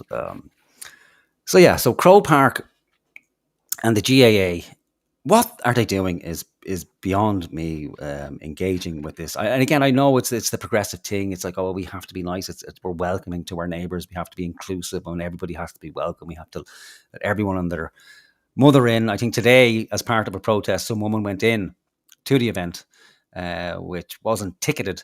I think you couldn't buy a ticket, but if in advance, if you decided you want to go there, well, then they'd put your name on the list and they'd let you in. But she went in anyway, started to say the Hail Mary or the Rosary, and then she was ejected from the stadium by some security. And I think it's the Irish Inquiry will have footage of that in the next couple of days. All right. So people can have a look at that there, which is a great coup, really. It's a great propaganda coup to, on the day for those guys, for her to go in, say a prayer, and then for her to be ejected. But it is kind of indicative of where we could possibly go with this. But the GAA really need to take their foot off the pedal. It's like, no, we're not doing this. They should be neutral. Their focus should be sport. That's it. You're a sporting organization. Keep your fucking head out of religion. All religions, granted it's, founded through Catholicism, but in today's world, it's a sporting organization. So, hire the venue out for concerts, what have you. Don't make it into an annual venue for a religious ceremony and then exclude others, because that's just a recipe for absolute fucking disaster. Be like the Irish rugby team, who will have nothing to do with any sort of politics at all. They won't take a knee if it's a Black Lives Matter protest. They won't wear a rainbow flag. They won't wear a far right symbol, because it's sport. And that's what it just needs to be left as a sport, free of the horseshit. And I'm beginning to think now that it mightn't be actually a bad idea to take religion out of state education. Only after we take the state out of education. Well, then we can take religion out. Because if we were to take religion out, well, then it would be taken out of all schools, including Muslim schools. The other alternative is we remove all Muslims. That might be a trickier prospect. So I think again, it's going to be upon everybody to, when you enter into a conversation with a Muslim, don't be afraid to ask them the difficult questions. But when you do, just make sure you go armed with a little bit of knowledge, so you can skewer them and deliver them from the horseshit that they're currently trapped under. Or maybe they'll convert you. I don't know. Stranger things have happened. I don't know how many times I've considered Islam, knowing that it's horseshit, just thinking it might be fucking easier. Like, I get to beat my wife, fucking stick her in a blanket. I'm like, don't have to deal with all that jealousy. Then if she's not doing the job, I can just get getting a fucking another one. You think you have a problem with me now? Okay, well, here's my new wife. She loves me more than you, so the two of you can have a fun. And she'll be friends. You'll have a friend. You'll never be lonely in the house. Yeah, I've had similar thoughts about Mormonism. Yeah, the old sister wives. Have you seen the Mormons lately? Have you seen what they're doing? I think we discussed it 2 weeks ago. They're hiring models. They're hiring female models to spread the message. Every time it comes up on my YouTube feed every now and again, these advertisements for Mormon missionaries, and every time I see the women are getting better and better looking.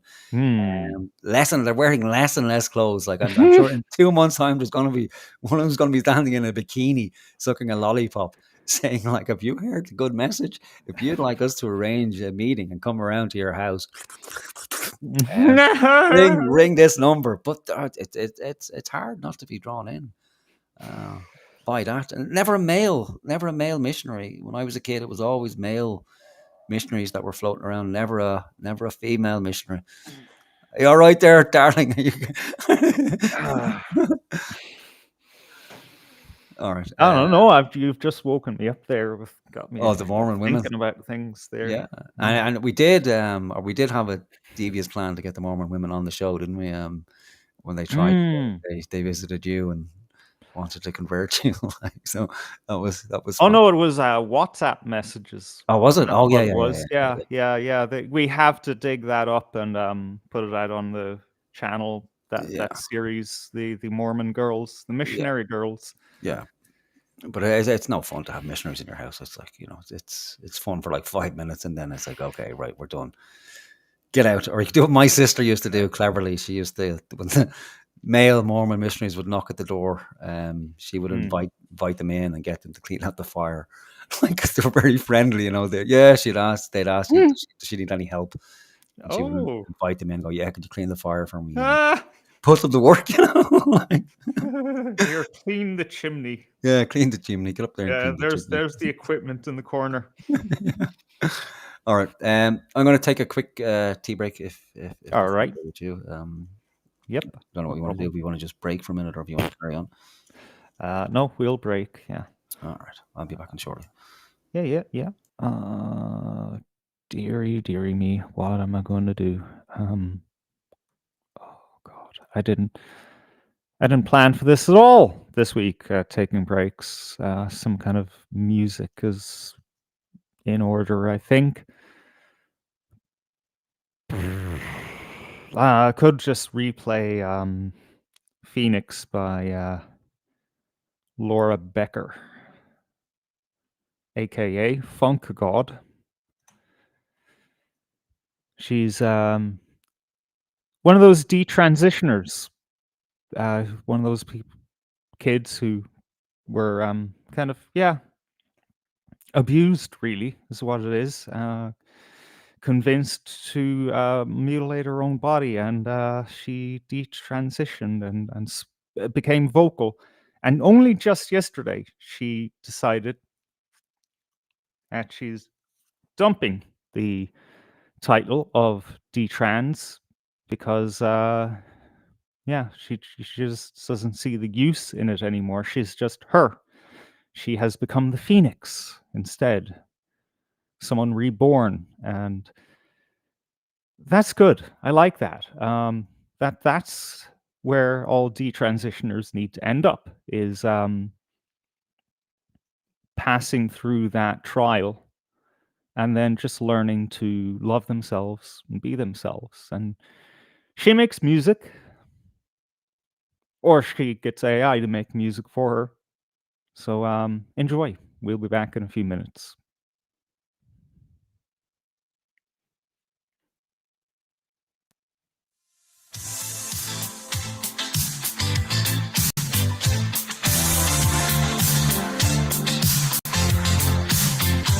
Surviving the wild, a break from the dim, light at the end, tunnel within. I'm haunted by memories, committing ancient sins, waiting for nature's seas to bring me to my end. Confession to God's light, no hands in my side, just like the phoenix rising from ashes, wings burning bright, hearts breaking fast. Round and round, the phoenix cycles through.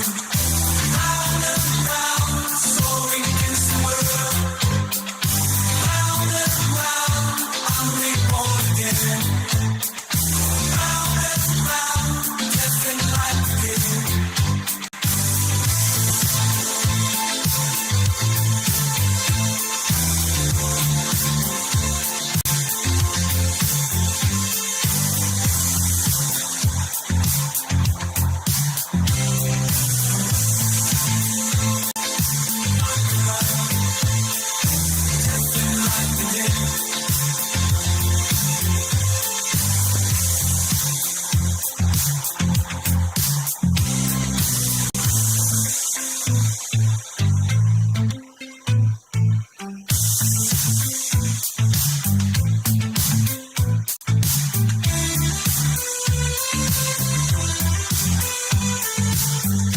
Confession to God's light, no hands in my side, just like the phoenix rising from ashes, wings burning bright, hearts breaking fast. Round and round, the phoenix cycles through.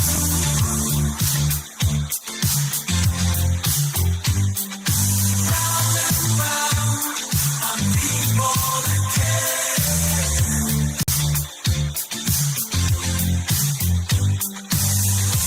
Round and round, my memories, committing ancient sins, waiting for nature's seas to bring me to my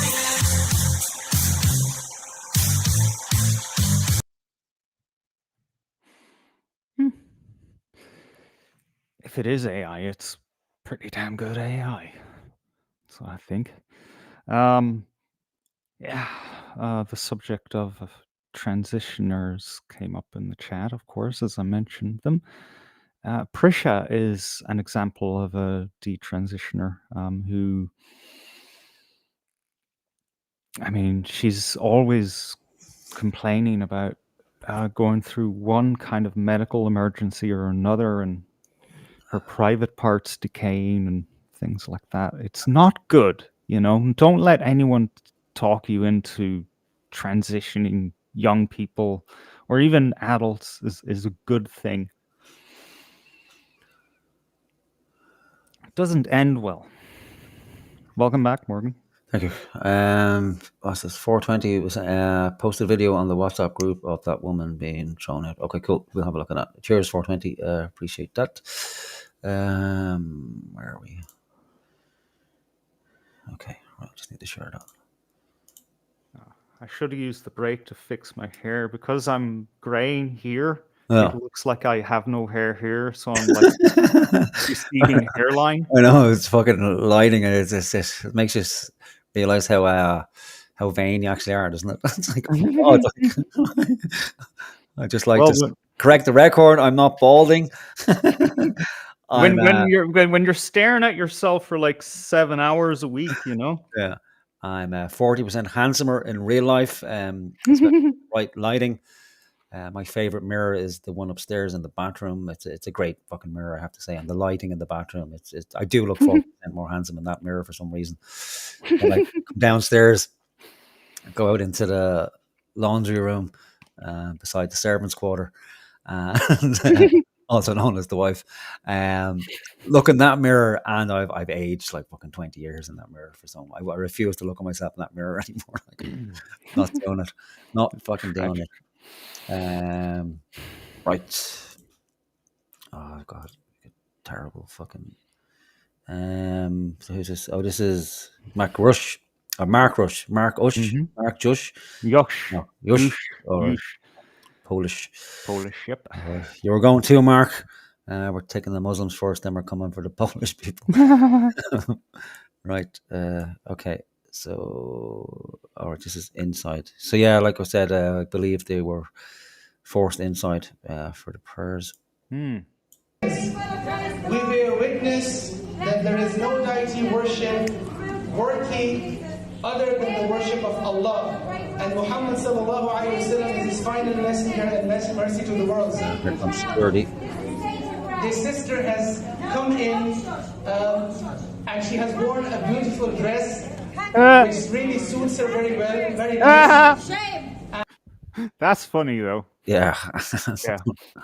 Yeah. I mean, that's how you respond to a heckler. Yeah. He handled it well. Like, you don't get drawn into the battle, you know. But fair play to her. Oh, that takes. I was going to say it takes balls, but yeah, it takes bravery, you know. Takes ovaries. Yeah, it takes ovaries. Huge ovaries, giant ovaries, multitude of ovaries. How many ovaries do women have to begin with? Oh, it was 2 ovaries, isn't it? They just create the eggs. Yeah, they're the same as balls. They just, didn't come out and become balls. Yeah, internal balls. There we go. It takes huge internal balls to do something like that. Okay, right. Cheers to that. 420. Then yeah, we look forward to seeing the Irish Inquiry. Is that Gemma Doherty's gig? Is it the Irish Inquirer, or is that or that's something different? Is it the Irish Inquirer and the Irish Inquiry? What? Isn't it the Gemma Doherty? She has a newspaper? Irish Inquiry? No. Yeah. No. All right. No. That's I forget his name. Always forget his name. Don't know why. No, not going to remember it. But Gemma Doherty has nothing to do with Irish Inquiry. All right. Okay. I'm just confused. That's okay. Yeah. Okay. Right. I want to have a look at the recent RTE documentary. A good one. Some like one that's actually just not pure propaganda for a change. What? I know. Can you believe that? No. Yeah, I know. But maybe there's something I'm missing, and I think there could be, depending on how the powers that be react to this documentary. But it's around the nursing homes. There's another nursing home scandal in Ireland. So they sent one of their reporters. I think it's the same RTE program, the one we did a while ago, with the sex for rent, the whole sex for rent. All right. Okay. Nonsense. So it's the same team. So they went into 2 nursing homes in Ireland. They had one of their undercover reporters to go in as a nurse, and then to find out what's happening. People are rightly outraged. The same thing happened, I think, back in the 90s. There was a big kerfuffle about the state of our nursing homes. And I remember that too.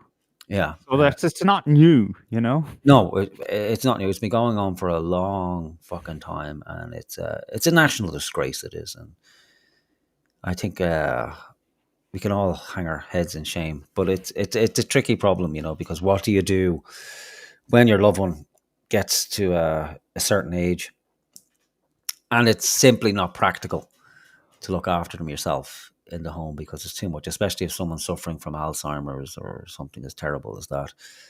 It's essentially a full-time job, so you'd have to give up your work. You'd have to essentially give up your life and become a full-time carer. So for a lot of people, unfortunately, the only solution is to put the person into a care home. And if you're wealthy, and you have the means, well, then you can kind of be happy in the knowledge that you're putting them somewhere where they will be well looked after. They'll have the amenities available to them.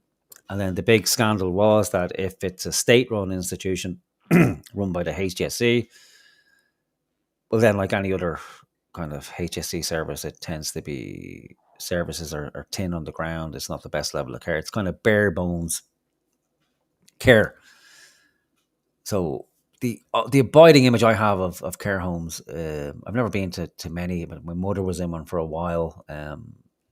Not because she was aged, but it was just that was a new scheme they had in hospitals to free up hospital beds. They would wait till people were kind of okay, not fully recovered in hospital, but then would send them to a nursing home to convalesce for a couple of weeks until they got to their full service. So I remember going to visit her in that, and it was interspersed with old people. And all they seemed to do all day was just sit around and watch television. It was the most depressing fucking place I'd ever been in my entire life. And because it's old age as well, nobody wants to think about getting old. But it's something that awaits us all, and, I'm closer to old age than I've ever been. And I still can never see myself as that kind of 70-odd-year-old decrepit figure who just, is almost wholly dependent on the goodwill of others for survival, And anytime you hear or see of elderly people being abused, it rightfully, it's enraging, It really fucking is. It's like children and old people when they're being abused or not being looked after well. It would make your blood boil. And so RT did this investigation and they discovered abuses. I have to say, not the worst abuses in the world. I've seen similar programs from the States where you see elderly people being, full force punched in the head, normally by African Americans. It's just one of those things. And that's what's changed in Ireland now as well. I think the original documentary that was done back maybe 10 or 20 years ago, it did have foreigners working in those institutions as well, but not to the same degree that we have now. So there was a lot of Africans, Indians, and Eastern Europeans now in our nursing homes because the argument is made that there simply aren't enough Irish people to fill these positions. And as we know, what we do with our nurses and healthcare staff is that we force them out of the country because there's no real reason for them to stay, because the wages they receive simply cannot afford them to have the lifestyle they require, which would simply be to indebt themselves to a bank for 30 years so they can somewhere to live and a kind of half nice car and some spare change at the end of the week to go out and enjoy themselves and spend money on some good, That's too much to ask. So we've gone for a more novel approach, which is to look for poorly qualified people from the third world to come across and do the job for buttons, essentially. But the kicker is to entice those people further, because if you go to a far off land, you're not going to leave your own country unless it's burning to the ground for just above minimum wage in another country. So, you'll get a grant and then a promise that if you stay here for 3-4 years and continue in the job, well, then we will give you permanent residency. And on top of that, we will throw on family unification. So if you do that, you can bring your husband or wife and your children and relatives across to live with you in that country. And that doesn't seem to me as a good deal on a couple of different levels. Yes, you might save some money in the short term, or you might fill the gap in staffing. And these are private institutions now as well. Like everything with the state has essentially abandoned its role that it was set up for in the first place, was to run services for the people. So they outsource everything. So the majority of these nursing homes are run by private entities for profit. And because it is Ireland, most people just don't have the money required to pay for their elderly parents to go into these institutions. So the government, in its infinite wisdom and kindness, decided that they'd come up with the Fair Deal scheme, which by its very name, you can tell it's not fair at all. It's something we tend to do. The most horrible and draconian legislation tends to be named kindly, so people won't question it, so they go into the home, they can't afford it, so then when they pass away, they sell the old person's home, and they take the fees from that. Anything that's left over will go to the family. And people go, well, that's only fair, You spend your whole life in the country, you work your fingers to the bone, and then at your most vulnerable years, we stick you into a horrible institution that has no real services, charge you a fortune for it, and then when you finally kick your clogs, we sell your house and take the money from that to go to some private entity. Seems like a rather caring way to do things. And so the first thing I want to do is have a look at a woman who's operating in Northern Ireland, because I didn't know these things existed. There's a whole section of YouTube where people are essentially teaching other people in third world countries how to come to Ireland, how to get here, what you need to do to apply, what qualifications you need to have, and offer this service either free or at a premium to people, because there is a gap of 10,000 people, I believe it is, in the Irish healthcare system between nursing homes, care homes, home health, that need to be filled. And rather than take the approach, well, okay, maybe we should incentivize our own people to do these jobs. Maybe we should bring back our own people if they want to come back, and maybe we should plan for the future and introduce these subjects into the secondary education system. So when people leave in their final year, they're already qualified, or they might need to do a post-leaving cert course, maybe 2 years, and have them qualified for roles that will always be fucking needed. And so that our young people will have some skills that are beneficial not only to them, but to society at large. But no, for some strange reason, we seem to have to go fishing overseas for these kind of people. And not to say all those people are bad or some way lesser than Irish people, but when you introduce people from another culture and continent into your own, they're not as likely inclined to care about the people they're looking after as much as they would their own. And that's a human thing. Much like if you took a bunch of Irish people over to Africa and put them into a role that's very stressful. Let's be honest. Like looking after, the elderly is stressful. It's not fun in any way, shape, or form. It's essentially a vocation. It shouldn't be a profession. It should be a vocation. People are drawn to these professions, and the ones who do them well they're kind of angelic beings. If it was me, I'd probably be throwing old people off the wall after 10 or 15 minutes, It's just alone thinking about cutting an old person's toenails. Yeah. Just one thing, that's rough, man. Yeah. One of my sisters left Ireland when she was 16 to work in Newcastle in an old folks home.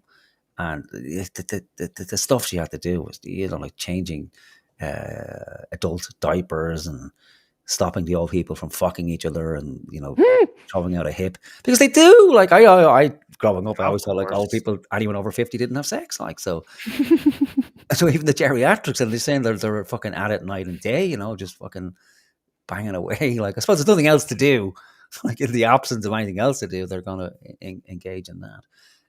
But a tremendously hard fucking job to do. And you can imagine very, very stressful, and anybody can lose their patience with somebody, or just in a moment, it's just you lose it and you pick someone up the wrong way, or you use too much force, and you're done. So from my mind, it's never a good idea. You want to be heavily selective on who you choose for that job. And we do have Garda vetting, but that doesn't give you an idea about the person. It just lets you know that they've no previous convictions, and that's it. It takes a long time to get to know a person, to trust them. But I think a good way to do that, a good way to vet in advance, would be to make the option available within the schooling system or the post-leaving cert system, and then people would be naturally drawn to it because you would have to be. It's like it's on a list of 15 particular professions. I don't think people are going to choose the nursing profession or the home help because it's they're going to make hundreds of thousands of euros out of it. It's got to be one of those vocations, but it should be rewarded. Like, so people should be giving a decent wage for doing it. Yep. Or some system should be put in place where they get house credits or something like that, or a fucking house. Say, let's make these amazing complexes for our old people, because we'll all be there one day ourselves, where they're like the best of private institutions for the wealthy.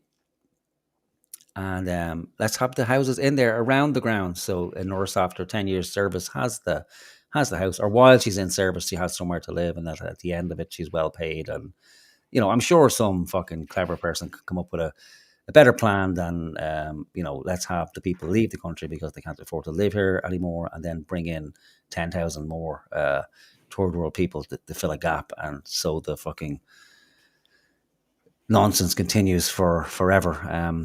So we'll have a look at this video from this one. We won't go long now because it's just going to irritate the fucking life out of people. Yeah. But we need to know about it. We need to know what's happening. I suppose we do. We do. And, so Clara Immigration. I doubt that's her name. I know Nigerians have funny names, but I think that's the name of her channel. Right. I've a pain in my ass with trying to share these screens. Okay. So her video is called what's it? Good news. Ireland just opened 10,000 visa slots. So that's good news for the people of Ireland. And again, not really the conversation we're having on a large scale about legal immigration. There's a lot of people who are happily deluded with the legal immigration. As long as we get rid of the illegals, which is a drop in the ocean, we'll be okay with endless legal immigration.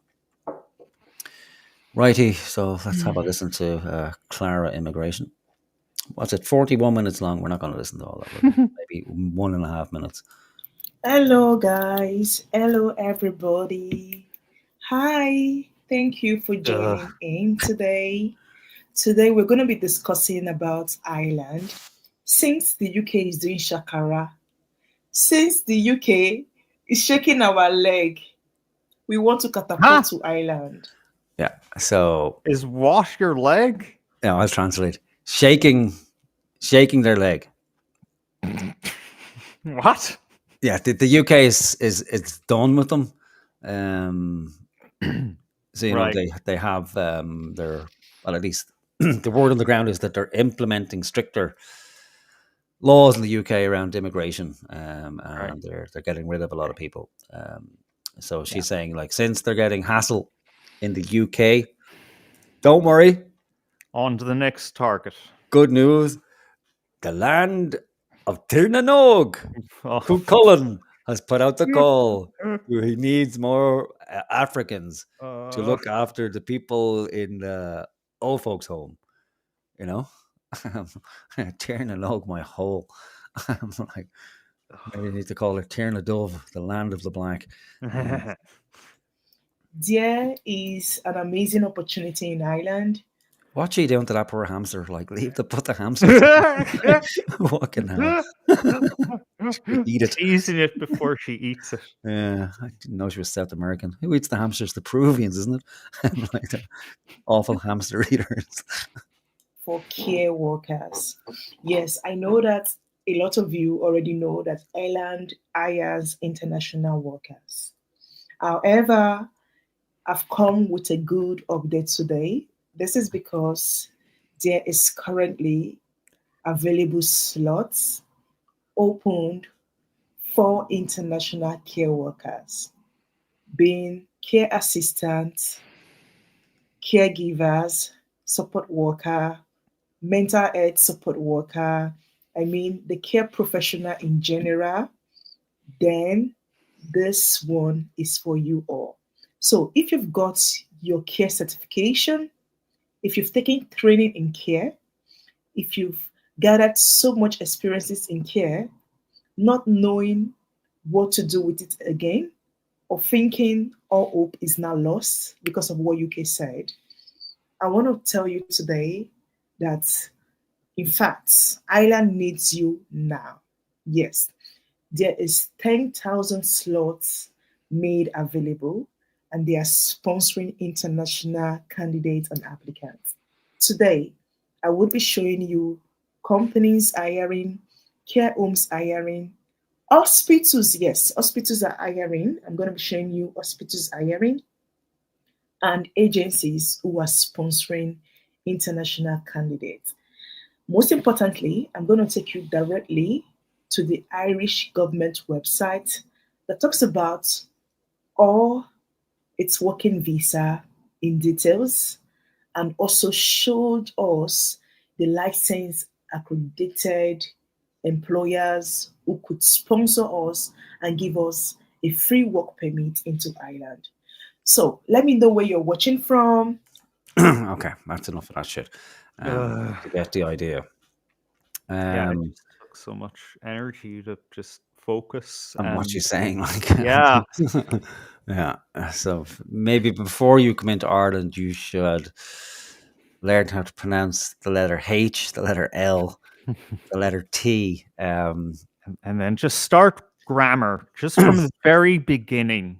Yeah. You know? Well, you see, this is like we're making light of it, but it's fucking serious, like, because you're going to be in a position where you're dealing with elderly people. Now, if it's difficult for somebody in their full faculties to understand what you're saying, it's like, think how difficult it's going to be for a poor geriatric person who, you know, will be hard of hearing to begin with, and then you can't communicate, and then I don't know about you, but if I've ever spoken to somebody who I can't understand, generally after 2 minutes, somebody's getting pissed off severely. Like, it's either me because I'm like, I can't understand, what are you saying? Like, speak clearly.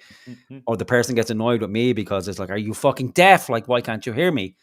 So this is going to cause an issue in the nursing home. And beyond that, 10,000 slots now. So in this video, it'll have to be after the show, I'll put the link. So she provides links to the various government websites, which gives a breakdown on how you go through this process, which is essentially a CV. Upload your passport, and if you pass the whatever international version they have for Garda vetting, which is probably a phone call to the local police station, well, then you get accepted, and you know the company sponsors you to come here, and then essentially the company has a grip on you, because if you then decide to leave your employment, well, then you're fucked. Like, you're back on the boat, or you're claiming asylum or something. It's identical to human trafficking. Yeah, you know, the gangs that do it. I mean, what's the difference, really? Yeah, there is no difference. It's legitimized. That's the only difference. Like, Big Tips Lover says, "Get her off the screen. Black exhaustion is real." Sorry, I do beg your pardon. And Dooge also said, "Smoke alarm chirp when." Right. We don't. Well, I don't know. Maybe we need to listen. Though we'll have to put her back on screen. Hang on. We'll have to put her back on fucking screen. Like, what's the average time for a smoke alarm chirp? Is it 2 minutes or 3 minutes? I think is 3 minutes. Yeah. So not enough of a window. So we got 2 minutes and 20. Okay. All right. Yeah. Please leave it in the comment section and say, Clara, I'm watching from Lagos, I'm watching from Nigeria, I'm watching from United Kingdom, anywhere whatsoever, just let me know. I'm not going to waste your time today. I'm going to keep this live very brief and straight to the point. So as you can see right now on the screen, I don't know if you guys can see my screen right now. I want to show you guys. Damn, man. No way. Wow. They're all the same everywhere, aren't they? I know, right? So what she's going through here, these are the spreadsheets. If you can see my screen right now, for the year 2025, Ireland has already given 9,897 visa sponsorship to individuals. Now, this is the statistic to let us know how many visas or how many foreign workers have gotten this work permit into Ireland for the year 2025. And I'm bringing you all to this statistic, showing you the statistic first of all, so to let you guys know that indeed people are getting this work permit into Ireland. These numbers you are seeing here were not made up by Clara, they were not made up by anybody but the Irish government. They were put in place by the Ireland Employment Permits Authority. I mean, 9,897 visas already given to workers. This is working permits, strictly working permits, not study permits. So almost 10,000. So what should be stopping you from also shooting your shots and moving into Ireland? Now I'm going to call out again for those of you that must have been trying the care pathway. You've tried UK. UK isn't looking so bright thus far. You've done everything up to no avail. Then I would encourage you, Ireland. I am here to encourage you. I myself, I live in Northern Ireland, so I know what I'm saying. This is because I know of people, I've seen people who have moved to Ireland using this working pathway. Now, the care visa sponsorship, okay, is classified under the General Employment Permit. What does this mean? All right, enough of fucking hell. All right. So yeah, we can see she was going through those spreadsheets there. So they're the thankfully our government still releases some level of information to us. So there's, I think, maybe 10 years worth of data going back on the amount of permits they've issued. So they've been telling people that these permits are for, doctors and engineers and, high net worth or high value jobs throughout the world, but the majority of them are care providers, basic care providers, and the general qualification. They lowered the qualifications in the last couple of years as well. It used to be whatever the qualification is called here, PPQ or HQ or something like that. But it used to be level 6, which I think is the equivalent or just below a degree. I could be wrong on that, but fairly close. But then they reduce it to level 5, which is the equivalent of a leaving certificate. And that can only be in order to allow people from other countries to come in and meet the criteria to qualify as a carer. And we saw there was almost 2,000 permits issued for 2025. That was March. I haven't had a look at the figure since, but we could say at least another 2,000. And then I had a look at previous years, and the standard number for previous years is somewhere between 25 and 35,000 permits issued every single year, and the majority of them for care homes. And of course, then the argument that's made is that we need these roles to be filled. Irish people just aren't taking up these roles, so we've no option, or the government has no other option but to look for these people further afield. But that's horseshit. That's just lazy. It's a short-term solution, and it causes further problems down the fucking road. So really, if the government can't figure out how to solve this within 5 to 10 years, well, then they've no business being alive, essentially. If they're that retarded, then they have to go. It's probably because they just don't care. It's too much of a problem, or they don't have the imagination or the will to come up with any sort of real solution to the problem, because we know we essentially have, we're the the shining star on the fucking neoliberal tree here, where it's like, okay, well, let's just privatize everything. I know there's people out there who go, oh, but you must privatize everything. That's the way forward for everything. It's just to let's have a hyper capitalist market. But some things need to be controlled by the state or by the community, and especially the things like nursing homes. Now, I'm not comfortable saying that, because generally anything the state touches turns to shit. But they're just outside of the state in Ireland. There just isn't any other organisation, large-scale organisation, that could operate something as complex and resource-intensive as a nursing home system. But something could be put in place, like something simple, like part of the board of each, or the management system of each nursing home, would have, representatives of the people who are in the fucking homes, like their family members, like, 4 family members who sit on the management team, and they're responsible for the welfare or of the patients in there. They advocate on their behalf. Something as simple as that. Take all the money out of the fucking NGO system, or half the money anyway. Let's go with half the money, because half of the groups that do work within that sector actually do good work. Like, so that's always dismissed. It's like, let's get rid of the whole fucking thing.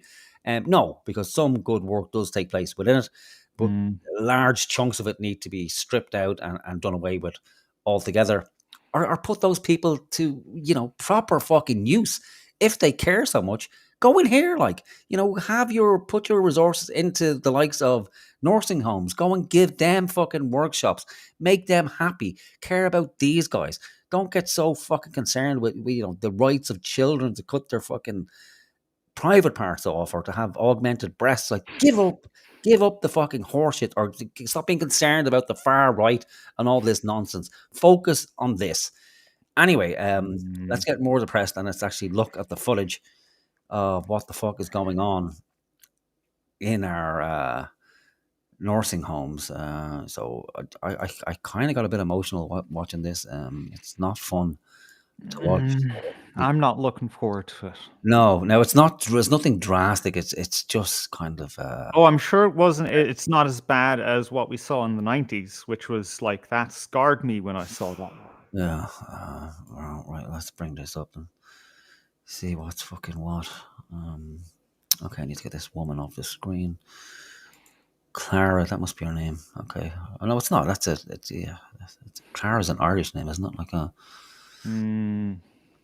that place I used to go on school trips as a kid, Clara Lara. It's still there as well. I think they reopened Clara Lara, didn't they? Very fond memories. I almost drowned in Clara Lara as a child. Going across, they have, those kind of military exercise grounds or training grounds, where you have that rope between the bank of, like, for all intents and purposes, the river, and the other side of the river, and you jump and you go across to the other side of the trench that's filled with water. They had one of them there, and I decided to try that as a kid, and I made it across, but I didn't let go. I came back, and then half my classmates thought a great idea would be for everybody to jump on the rope at the same fucking time, and then we all fell off, as you do, because it's very difficult to hold fucking 10 people's weight on top of you when you're 9 years of age. And then we all went crashing into the water, and everybody landed on top of me, and yeah, wow, 10 seconds, but it felt like fucking 3 weeks. Like, I'm still fucking scarred. That made me terrified of water forever. Right. Okay. Are you ready? No. But we need to watch it. We need to get upset about this kind of fucking stuff. And the problem is, what can we do about it? But okie doke. Right, if it gets too much, stop or excuse yourself. I know it will affect everybody, because I think everybody in or around our age has either had someone in a nursing home or would know someone who does, and you don't want to think these things go on. But yeah, we can't hide from it. You're in here by yourself? Yeah. With 23 residents? Yeah. You're actually lying in urine. And when standards slide.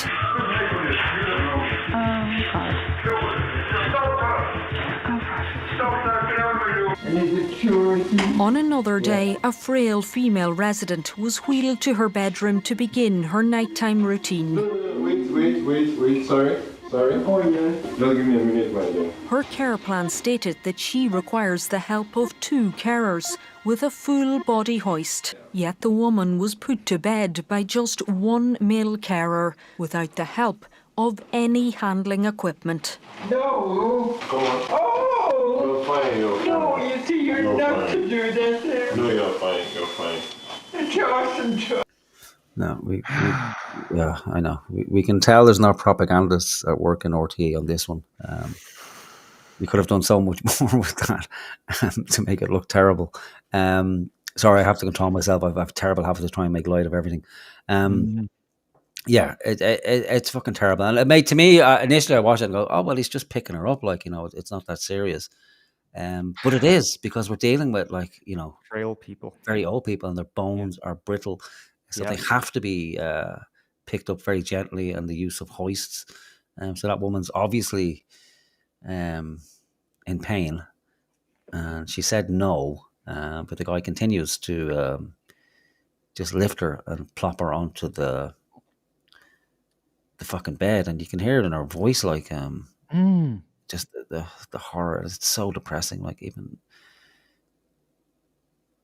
the general decor in the rooms, like, it's like, the thing is, like, a hotel room is better equipped than this and more comfortable, you know. We've got our old people staying in the likes of this, and then charging them for the fucking pleasure as well. Distressed, the resident was moved under her arms into a lying position. Come on. Yeah, do. No, you're not. No, that's fine. That's fine. We have to remember, really, that this is a person's home. There's clearly a suggestion to my mind that it was uncomfortable for her being handled by a male carer, and the handling. We need running commentary. Yeah, I know. Described. Well, again, you see, it's RTE, so they have to have their experts in. I tried to cut as much of this out as possible.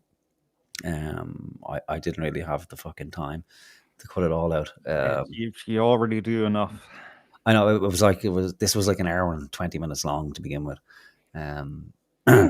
Yeah, I know, and most of it was just, you know, repeating the same point endlessly. But yeah, we're stupid in this country. We know, but we can't figure out what's going on for ourselves. So we need experts to constantly chime in and tell us what's happening. And sometimes they have more than one expert to repeat what the previous expert said, just in case they're a bit slow. Maybe that's for the elderly in the nursing homes. Yeah, to explain to themselves what's happening to them. Yeah. You're being abused, love. Yes, abused. You see those bruises on your arm and your dislocated shoulder? That's because you're being abused in the nursing home, because we're hiring people who don't know what they're doing. She went to bed, and afterwards, when they repositioned her, not very appropriate. Oh, I can't hear you. Get some sleep. The resident, who was the same woman who had previously fallen when unsupervised in the sitting room. This is fucking terrible. Like, this shouldn't happen. It's not like get some fucking sleep, is it? You know? It's like, it's terrible that we have to put our family members into these places to begin with, you know? That put them in there, then these people look after them, don't really care for them because they can't, because they're not family members, and it's a job, you know. And there's very few people who care about their job so much that they pour their life, soul, and heart into it, you know. And something like this, you can be the kindest person in the world, but you know, you don't love that person who's laying in the bed in front of you. That can only come from a family member. And if someone is so uncomfortable, what that woman needs is just for somebody to be there with her, you know, as long as it takes for her to get into the bed comfortably. Yeah. And then to sit down in that chair beside her and, you know, talk to her for 10, 15, 20 minutes until she naturally falls asleep. Yeah. And maybe then just watch the telly together and whatever's on it. And and spend time with her. And I don't like watching things like this at all. Because it makes me feel terribly guilty as well, because it's okay to talk about these things, but I don't volunteer to help the elderly or something like that, or to go and spend time talking to some old person in their house, you know. And I should, and we all fucking should. Yeah, you know what? You're right. I'm sitting here thinking about myself. Like, I don't have any children who'll wipe my ass when the time comes. Yeah. So what am I gonna do? Yeah. That's it. Like, so, and if this is it, like, I would probably, you know, suck on the end of a barrel, like, and then, you know. But to think, like, so this is one of the better nursing homes by all accounts. So this isn't bottom of the barrel kind of stuff, you know. And I think that's maybe why a lot of these people are in these homes, because they don't have family. They haven't had children, so they've no loved ones. Their friends are probably either in separate nursing homes or already passed away. So they don't even have somebody to advocate for them. And then desperately lonely. Now, you're probably going to kill yourself at the end of this because you're like looking ahead to your future as an old person. But it doesn't end like it doesn't end today, and nobody knows what's going to come tomorrow or the next year. You know, but I just have a sneaking feeling, given the way Ireland's going, that nursing homes might be phased out altogether because they're just too expensive, and it might be easier just to give somebody the option to just top themselves. Because when people see this, you go to Jesus, death would be more favourable than this. And then, well, we have an option for you, actually. We can put you on the friendly care path and save you a lot of money. You won't have to sell your house. All you need is €1,000 down for the pod payment. And then we'll insert you into this beautiful pod. Choose your favourite music, put a nice movie on for you. And you just go to sleep and you won't wake up. And everything will be grand. No expensive nursing homes, no guilt for the population to deal with. No scandals anymore. Oh, man, stop. Fucking hell, man. Yeah, it's a brave new world ahead of us. Right, let's watch this. We'll see how much we can get through before it breaks us all together. Had a sensor mat on her bed to indicate when she was on the move because she had been categorised as a high fall risk. Clearly confused, the woman who has dementia became increasingly agitated. Sister, order. She repeatedly tried to get out of bed. Her sensor mat activated a bell. Back here. Sister, in peace, peace, peace. Oh, sister, fine.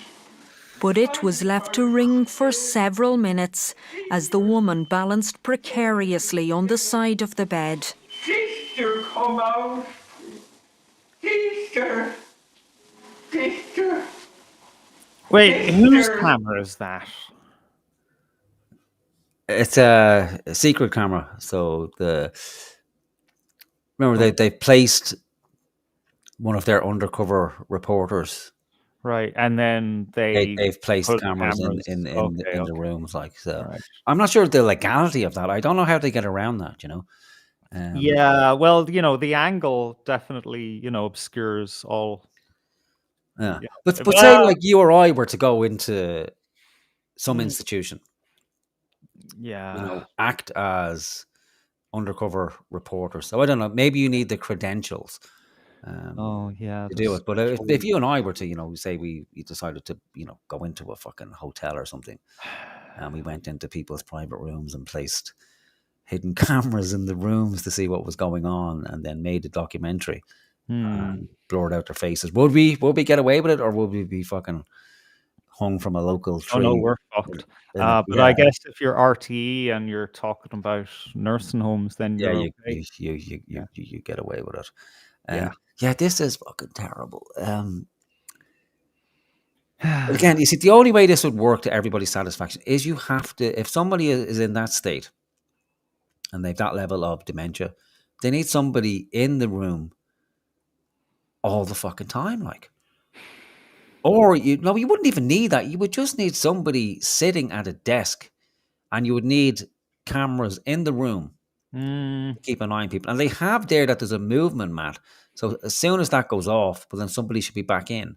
But because it's essentially a for-profit organization, they're not going to plow the resources in to making sure that the place is properly staffed to ensure that kind of system can run properly, And it's a 24-hour operation as well. So you need a day shift and a night shift, And again, I don't think these places can ever run to the satisfaction of everybody under a for-profit scheme, because if you're going to do that, it's a lot of money, and it forces people then to get into that terrible situation where you have to sell the family home in order to get kind of second-rate care or third-rate care in a private institution.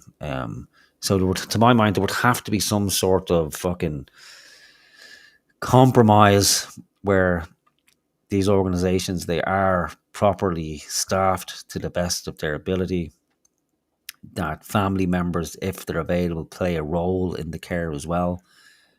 I think the kind of standard, now granted, you can't make family members go and visit someone, and I know it's extremely difficult and stressful if you have a loved one who has dementia, because it's like a death every time you go and see them, you know, and it's horribly frustrating to deal with somebody, even if it's a loved one where they don't know who you are, or they know who you are for 1 minute, or they tell you the same story endlessly, because that's just the nature of dementia. And then they can't leave the house, because if they leave the house, they get lost, or they've got into a memory where they're 10 years old and everything's changed. It's a terrible fucking disease, you know. So it seems these places are a necessity. But it's just, if we're going to be happy with the level of care that we expect, well, then it's going to require a lot of time and investment. What it's going to take is for Ireland, the Irish, I mean, to take themselves seriously as a country. You know, to like recognize we are a country, we are a thing, we are a group of people, and there are things that just need to be done. Yeah, because I think we're all just kind of still in our heads, living in the Celtic Tiger years. We don't have the money of the Celtic Tiger years, you know, in our personal pockets. You know, they fucking revenue seems to be fucking bursting with money. It's just me. And look, I'm going to hold my hands up and say, yeah, I'm me too. We need a fucking reset in how we think of ourselves and what's important, you know? A spiritual revolution. Because, yeah, these things are necessary in the world. Yeah.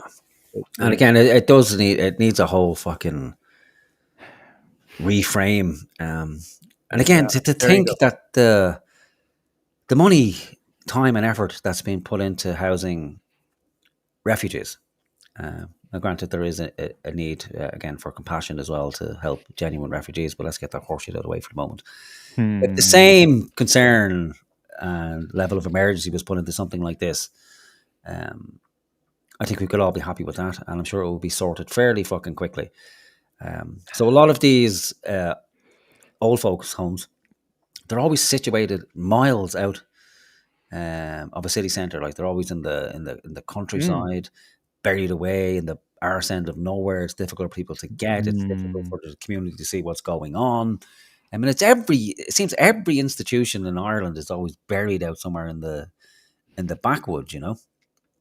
So I think these kind of centres, they should be based in the kind of heart of towns and cities, and that the communities can actually go and make a difference. That you know, have a coffee shop within the old folks' home, so it draws people into them. And then, because the best thing for, you know, someone who's institutionalized or living in isolation is fucking company.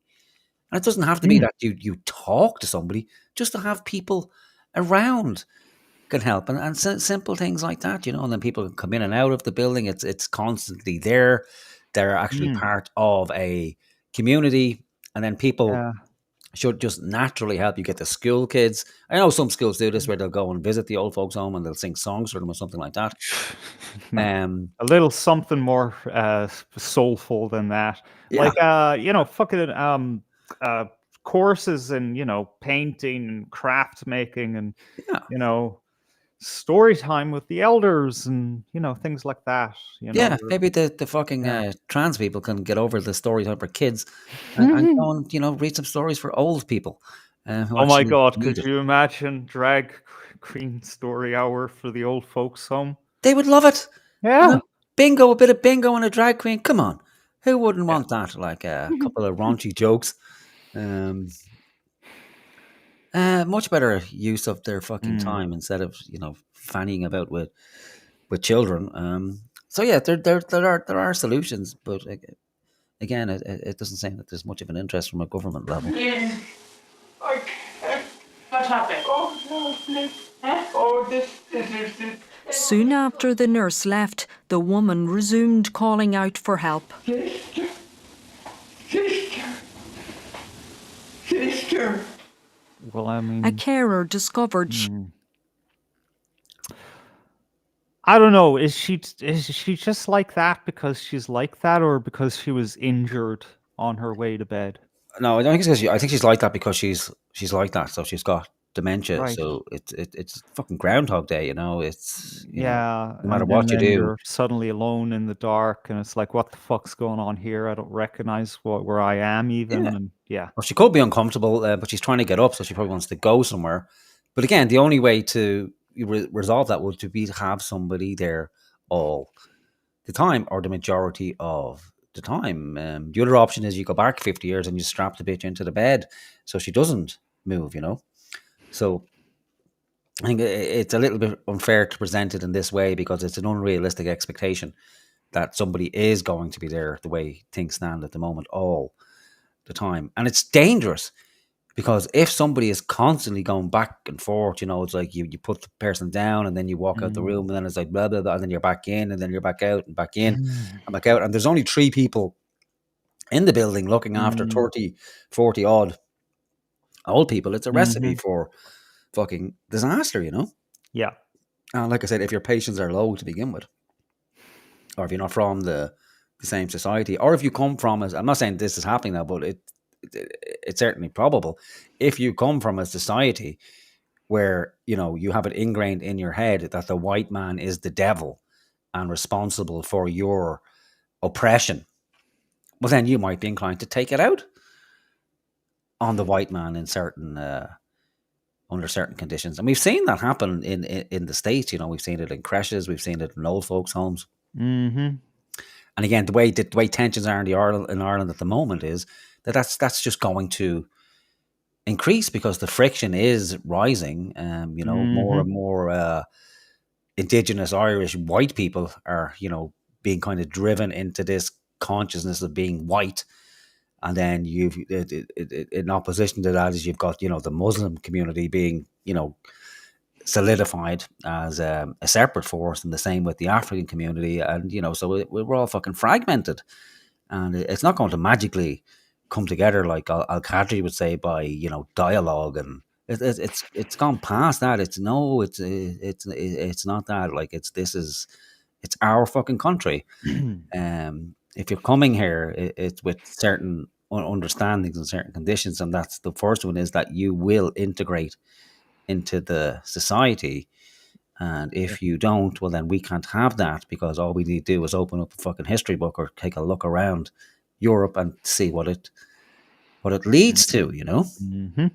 And Ireland will be no different. We're not some magical fucking fairy Cuchulainn people, as our other African friends in Donegal would have us believe. We're the same as everyone fucking else. Yep. It's not. And if Ireland, it'll be worse because we're fucking doomed. We're cursed as a country. So if it's gone tits up everyone else, you can guarantee that it will.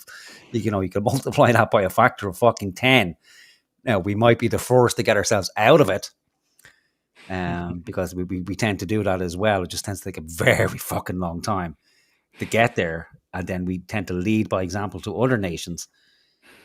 And then we suffer from fucking, historical Alzheimer's disease. It's like, you're free. And then we're free. And then it's like, oh, I can't remember. I'm a fucking slave again. Yes, I've got fucking historical Alzheimer's. I can't remember my history for more than 2 fucking minutes.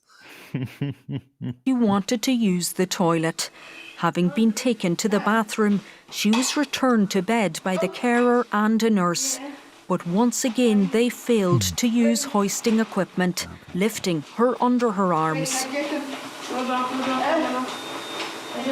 Before she was pulled up the bed.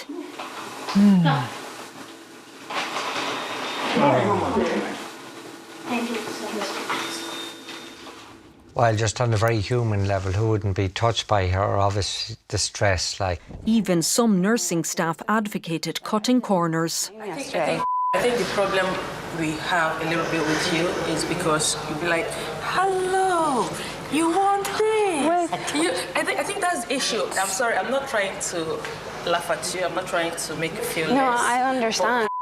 But even yesterday when you went to give her feeding, I understand how many minutes you spent almost 1 hour with her trying to feed her, but that shouldn't be. Okay, So how long should I be staying then? Try 20 minutes and she doesn't want to, you leave her. These pressures also saw other staff become disillusioned. Ask him, is he coming or not? That's the now. It is RTE, and we know what they do with their undercover reporters, so we have to keep that in mind as well. So it's good in one sense because people get to see what it is like in the nursing home.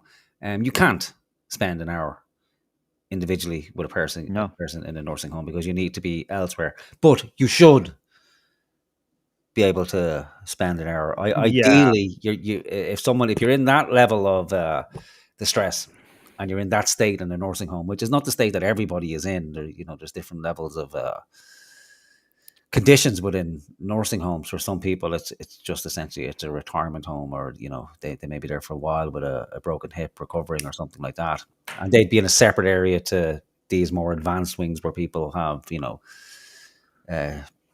severe geriatric problems like Alzheimer's.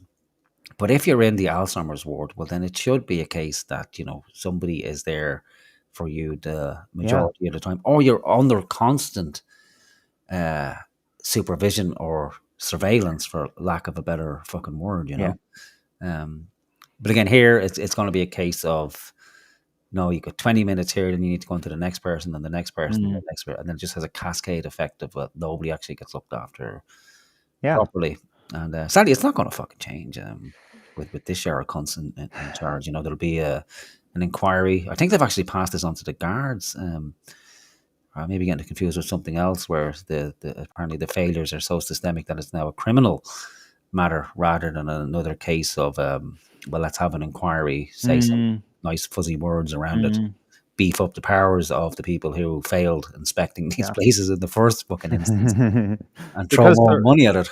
Yeah, there are actual fucking rights that have been violated in this video alone that we just saw. Yeah. It's not sure. Okay, you don't have time for that. That's too long time. You don't even have a time for the things you want to do. I know. It doesn't go like that. And I know. I was like you when I was... I haven't heard an Irish person's voice yet. Have you? No. No, I think even the reporters or the undercover reporter here is American. I haven't heard one Irish fucking nurse or carer's voice yet. Younger, but then you see how its system is fucked.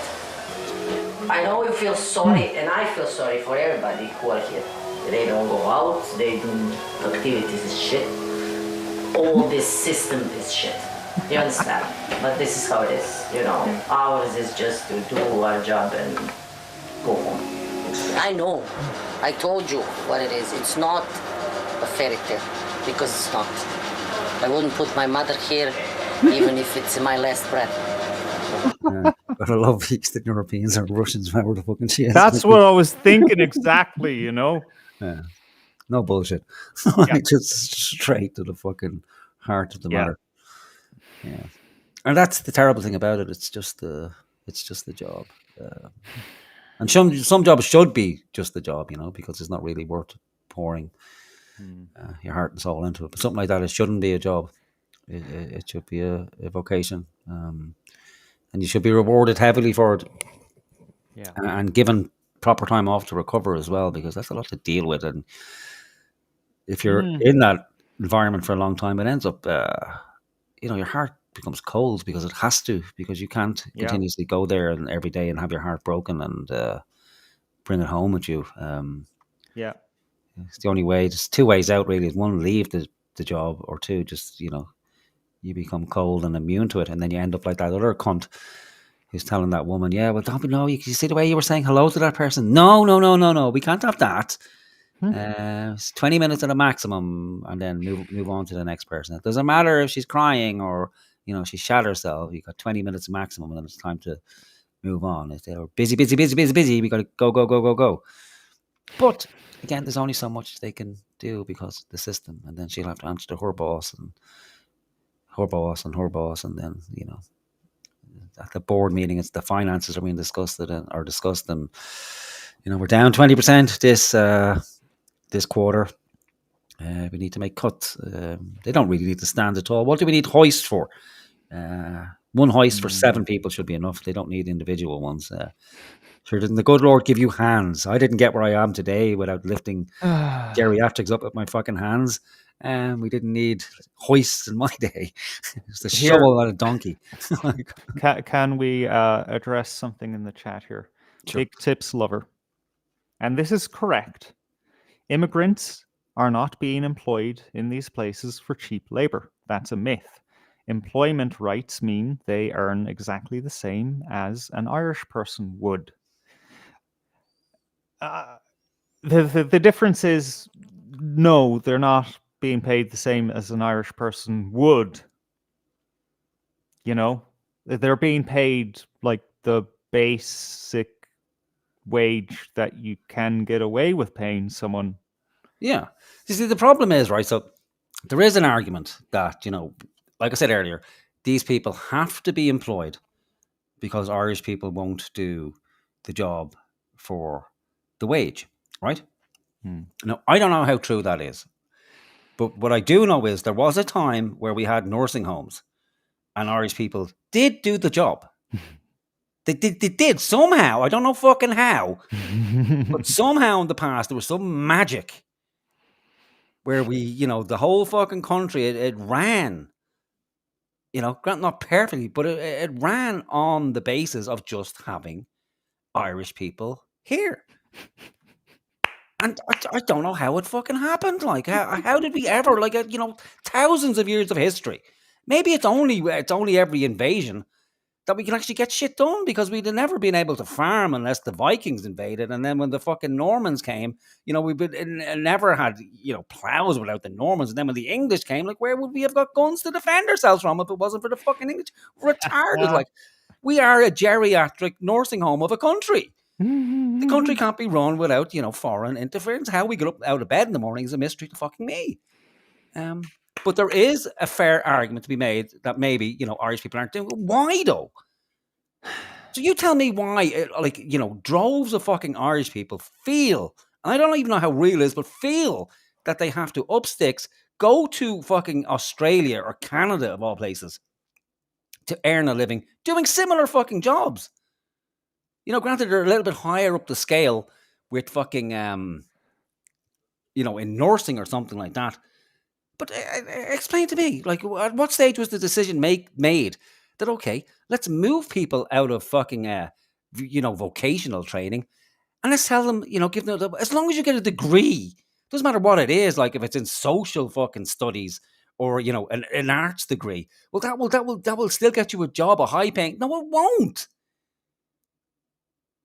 So, from a fucking planning level for a country, it makes sense. Okay, we always need certain jobs to be filled. Okay, and there's a couple of ways to do it. One, you just force people into fucking doing it, which isn't a great way to do it. Or you make it attractive so people actually want to go in to the fucking profession. So if you have the option of simply, okay, Irish person, €15 an hour, do this really fucking difficult job that, will eventually drain your soul. Or, hey, foreign person from another fucking country where your country is a third world, essentially a third world shithole where you have no fucking real hopes or prospects in the future. Would you like us to pay for you to come to a first world country where we will give you €15 a week, which is fucking more than you will ever earn in a week in your current, or €15 an hour, sorry, in your current situation? The prospects for your life and your future generations will increase exponentially. And you will be able to eventually you can bring your husband and your children over here too, and take them away from that fucking poverty. So of course, the person's going from the third world country goes, yeah, I'll fucking take it. Fucking right, I'll take it. I'll take it for half the money. And if it's not these people from these countries, it's a Brazilian who will happily just grind away for a few years.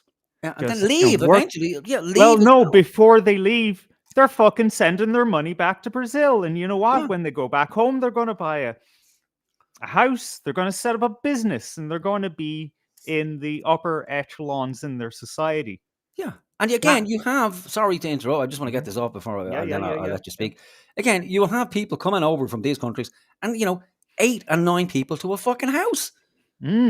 So they don't have the expense, and then it makes it impossible to then compete for someone like some young person who's trying to, like I said earlier, the simple fucking pleasure of servicing a mortgage and having a half decent standard of living.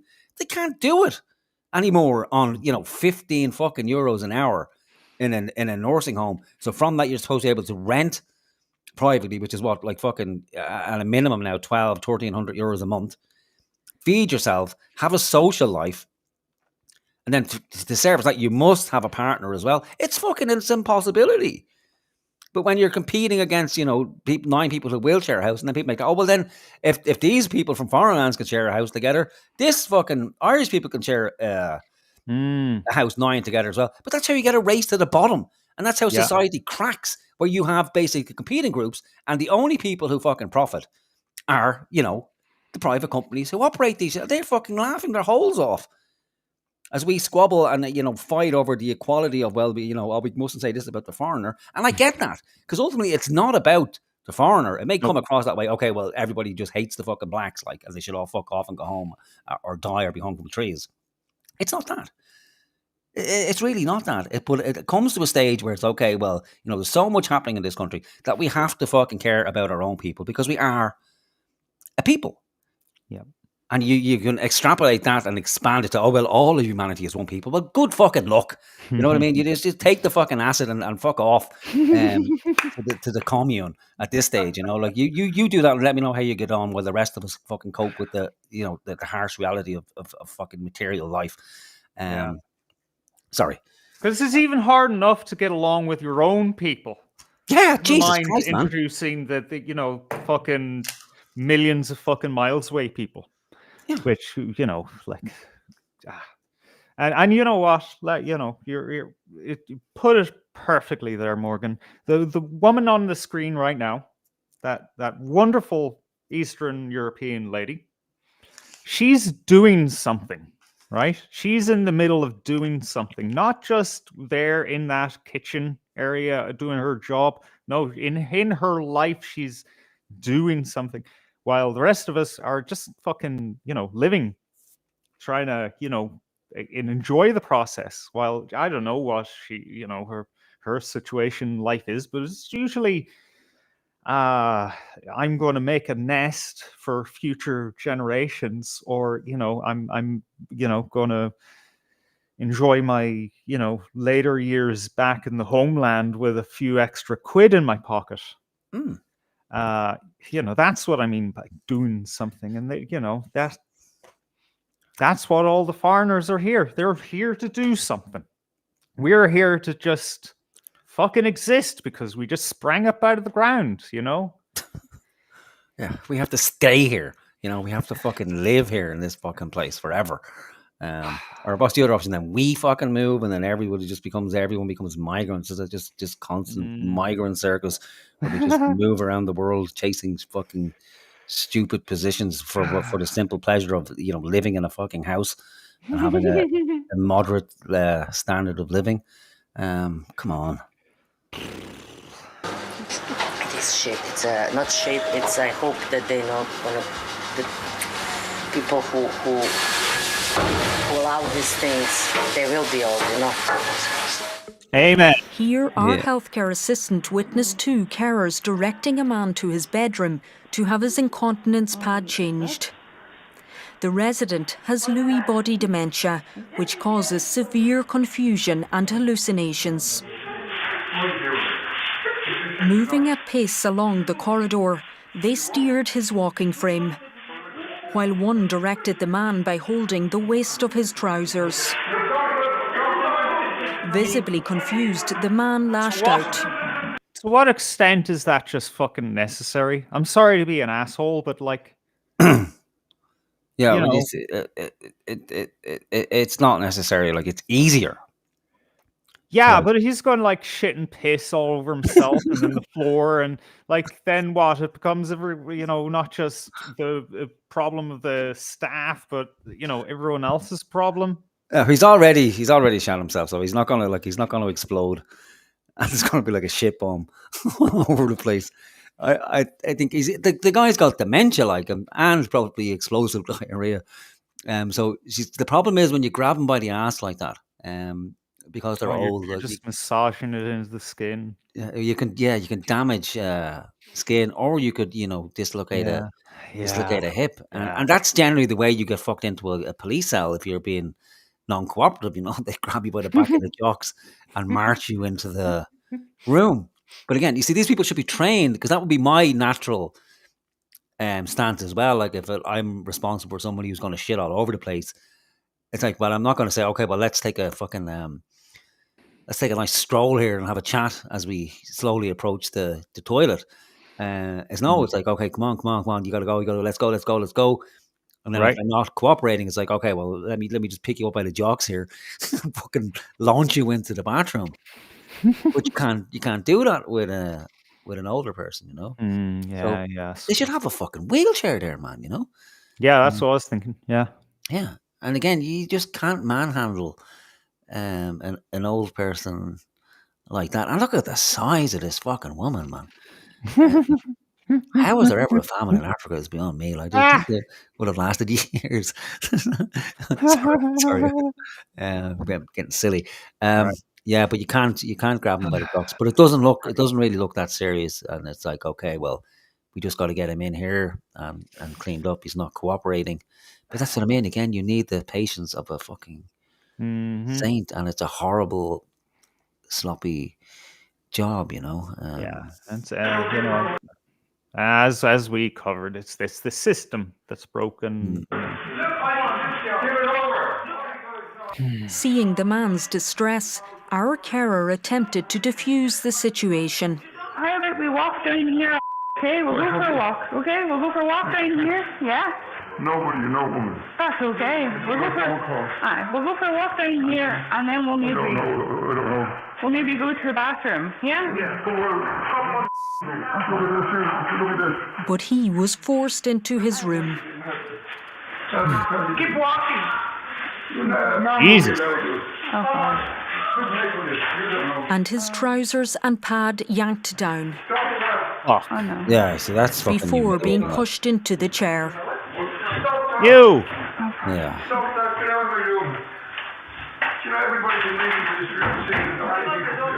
Yeah. RTE Investigates has learned the family of this man submitted a lengthy complaint about their father's care to Benevan Manor. The finance side of things do not want to see empty beds. They're going to want to fill those beds up. Okay, that's fair to say. But we've got to have the right staff to be able to meet people's specific needs. Yeah, that was just one of their management meetings. So that's going to be the continuous conflict between, okay, for it to be financially viable, we need the beds filled.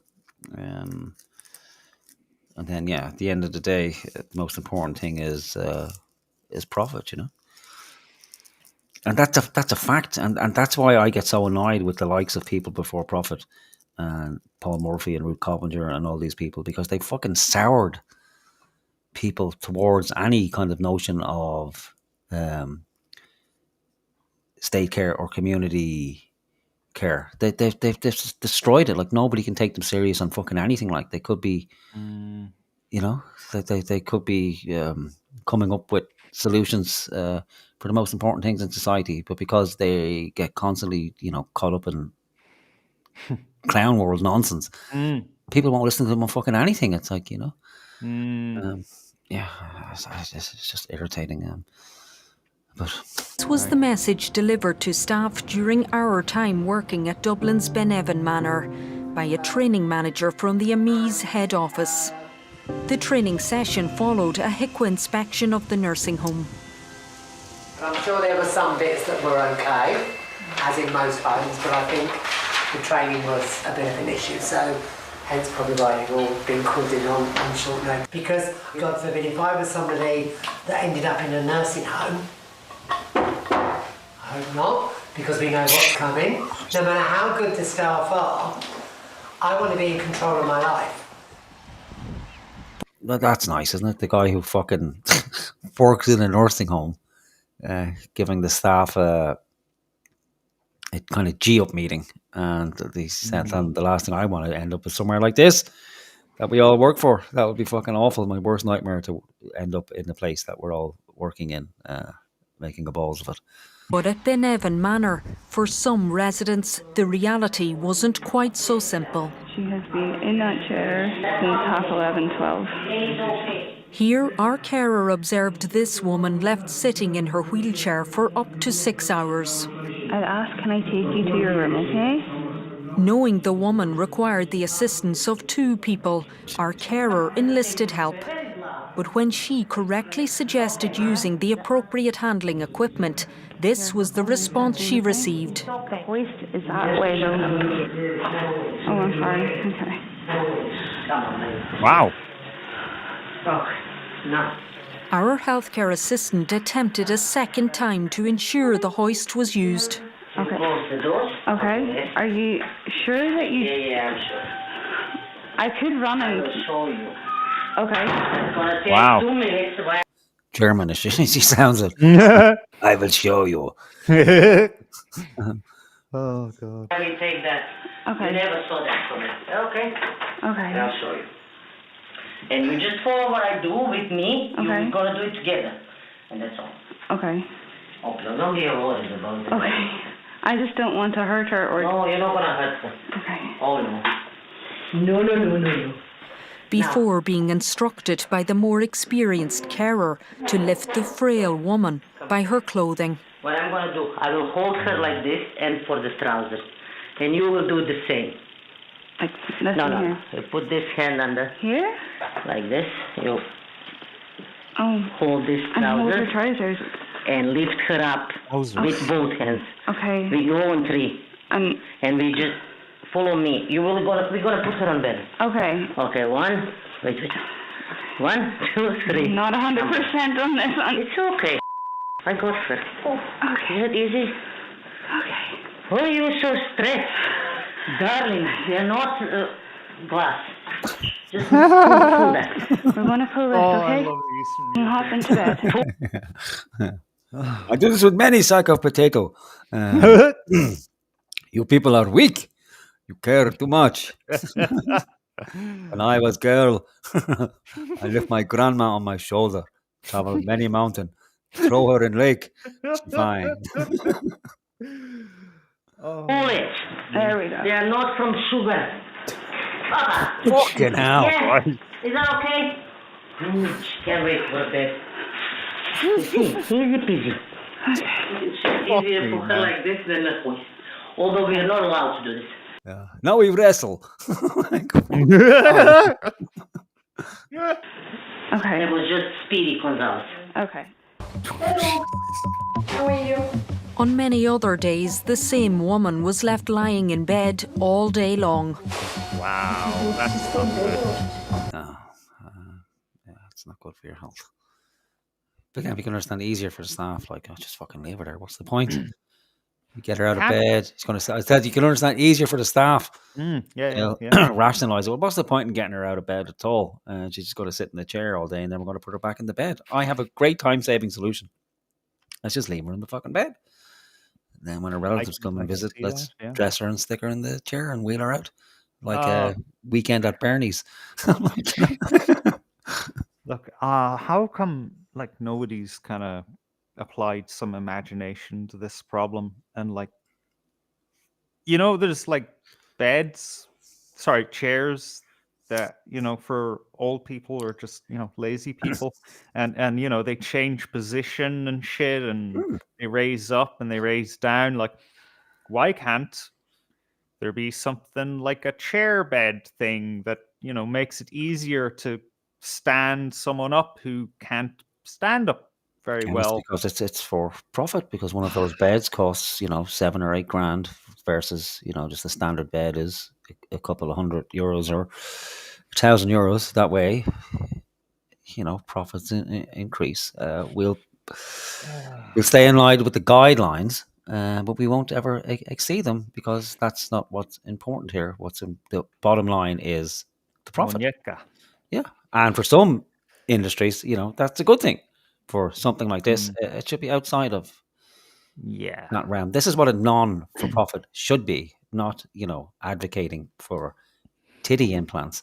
That shouldn't exist. So put the money into this for the benefit of the people who live there, not just to inflate people's wages in some NGO. That's where the benefit should go, to the people who actually need the money. And there's a lot of talented people out there, they can use those skills, those finance skills, to make sure that the place, operates and stays open.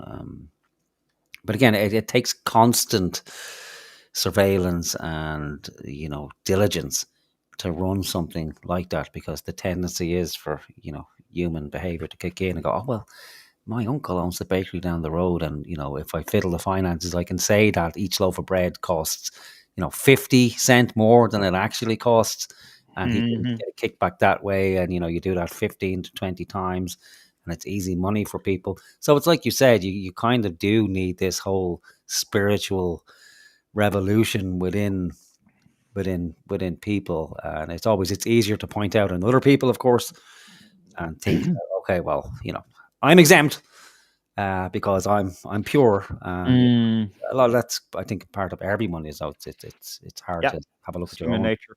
flaws and faults. But some people are more flawed. Oh yeah, and their flaws and faults are easier to see, especially when they tend to have horns growing out of their fucking heads, and they're generally the ones who appear on television and preach to us and can't answer simple fucking questions in an honest manner. On this morning, she was washed and had her incontinence pad changed before being dressed. Over the course of the day, members of staff entered her room. Look how quick those foreigners work. They're amazing. On 10 further occasions. Sometimes to encourage her to eat.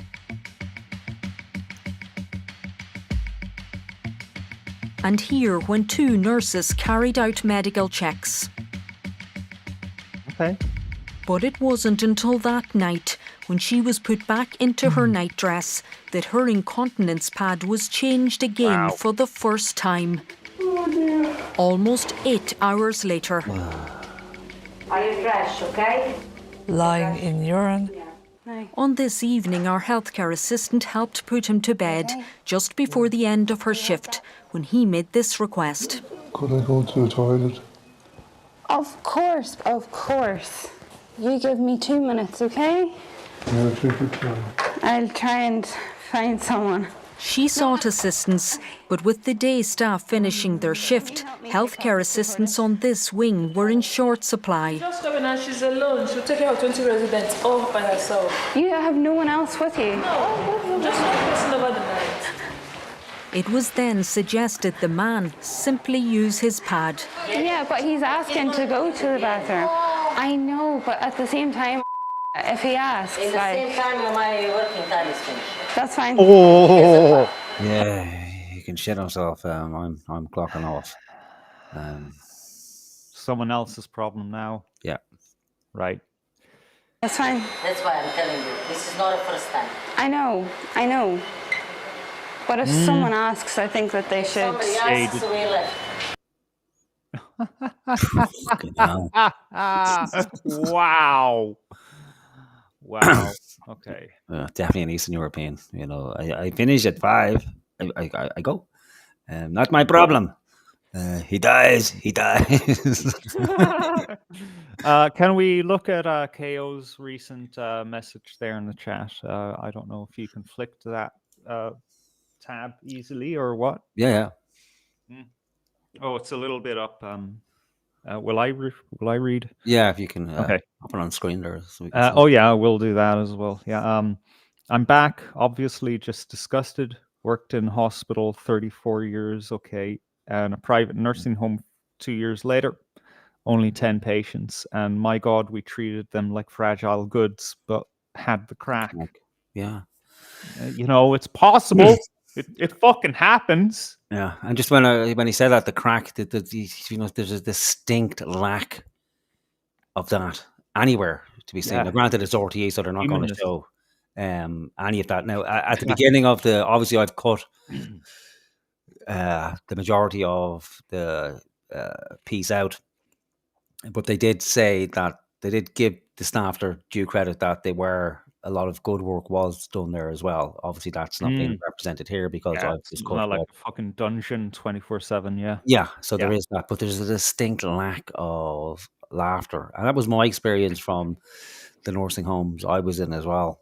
Granted, there were far and few between, but just a distinct lack of any sort of joy or laughter. I know it's hard for that to exist within those places, but it's not impossible, and I was right. That's what it takes. It's you're treating them like fragile goods and people.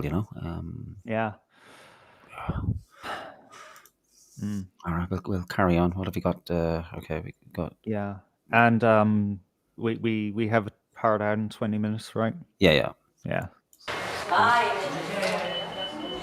During the day, the older man didn't fare any better. How about I find someone and we get you changed, okay? Because your trousers are wet. Is that okay? That's a man. Give me 2 minutes and I'll find someone, okay?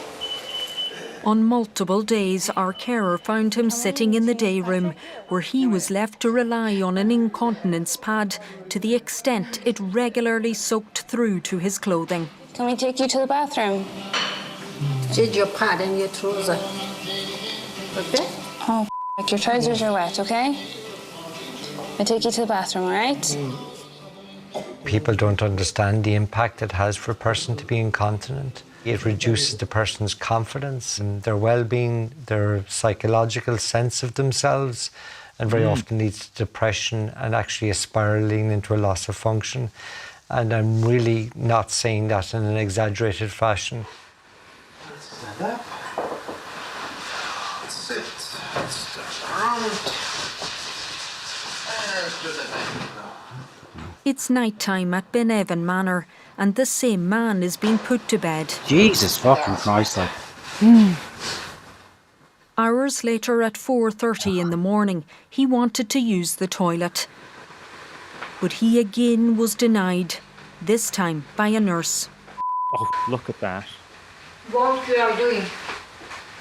Are you going to get your... Oh my God, imagine someone talking to you like that. What are you doing? What you are doing? Broken fucking English. Oh my God.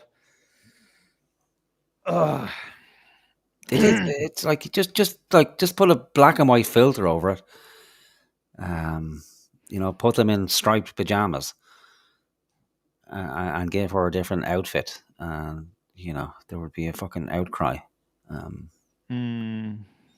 We don't have enough sheet, okay? We don't have enough sheet, okay? Oh, enough sheet. I thought you were saying enough shit. Like, that was a bit fucking too cruel. I have to put my number. I am one. Number 1, yeah? Yeah. That's fine. You can. I don't have anyone to help you, so you can wear your pad and we will change it, okay? You can pee on. Can you put your trousers up? Yeah. You can pee on that, okay? Yeah, you can pee on that. We will. Tell him to piss himself, really. So piss on the incontinence pad, and someone will do it in the morning. Maybe sometime tomorrow around 3 p.m. Yeah, as soon as the staff numbers are up. Wow. Change that, okay? Fuck's sake. Left alone, the man could be heard calling out for help. Hello? Hello there. Oh my God. But no one responded. It's really distressing to see that a person has to go to the toilet and he's pleading, listen. Captain That's Obvious quite- comes to save us again. Fuck. I mean, at least have some fucking passion, man. Yeah. It's like subtitles for the psychopathic, telling people how Yeah, to the feel. emotionally retarded. Yeah. quite distressing to watch, to think that that might be a loved one in one of our families. God, it never fucking occurred to me. If they ignore him, there's going to be negative consequences, making life worse for him and more complicated for them. Who the fuck is he? I know, right? He's scary, isn't he? It's like Yeah. Captain Caveman. Yeah. They should yeah. send him around to the fucking nursing homes and scare the staff into fucking acting properly. Yeah, like he looks like a beast, doesn't he? Look at him. Look at that fucking, he's scary looking dude. Like, You know what he looks like? He looks like a downsized Bigfoot. he does, doesn't he? Like they shaved the Bigfoot and brought him in. Look at this is fucking Neanderthal stuff here. Like, look at those raised ridges and fucking rawr. It has the Hulk. That's what he is, like the Incredible fucking Hulk. For him and more complicated for them. And then what's involved here? This is where a person lives. Is that guy talking, is it? Yeah, he's talking to himself. They can do what they want here. There's nothing I can do. Oh God. And the sad thing is then, when family members come to visit him, if they do, and then they ask him how he is, and then he tells them what's going on, and then they go to the staff and tell them. The staff will deny it. No, that didn't happen.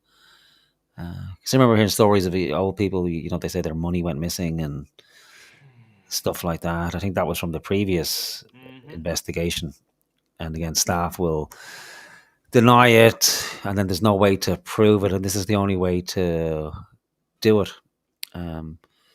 So yeah, I think that these places, they should have cameras in room, as long as it's with the consent of the patient, if the patient can give it, or the family at least. I know I would feel more comfortable if I had access to, say, even the room, like just the individual room. Granted, you don't want to invade into other people's privacy, like you can't have access to the rooms of other people. That would be a premium service. Maybe well, that's no. Look, you're on to something, right? You know, the first video we saw, the camera was not facing the bed. It was enough to see, something anyway, Yeah. that she was on the bed, but just a little higher up, to kind of, get the tops of people's heads as they're in the room, not the bed at all, because that's absolutely private. And every single room, and they're all live streams for anyone around the world to at any point log in and monitor, right? Yeah. And if any abuse happens, you just pick up the phone and say, there's elder abuse going on in front of my fucking face. Yeah. How about that? Yeah. Yeah. Something. Anything is better than just fucking shit carrying on. Or, we just bring back the fucking Nazis and, they just, fucking put the boot down, force things into alignment, go real full fascist, There you That go. fixed things for some countries at times, didn't it? It only took you 2 hours and 45. Have you been watching Jordan Peterson videos again?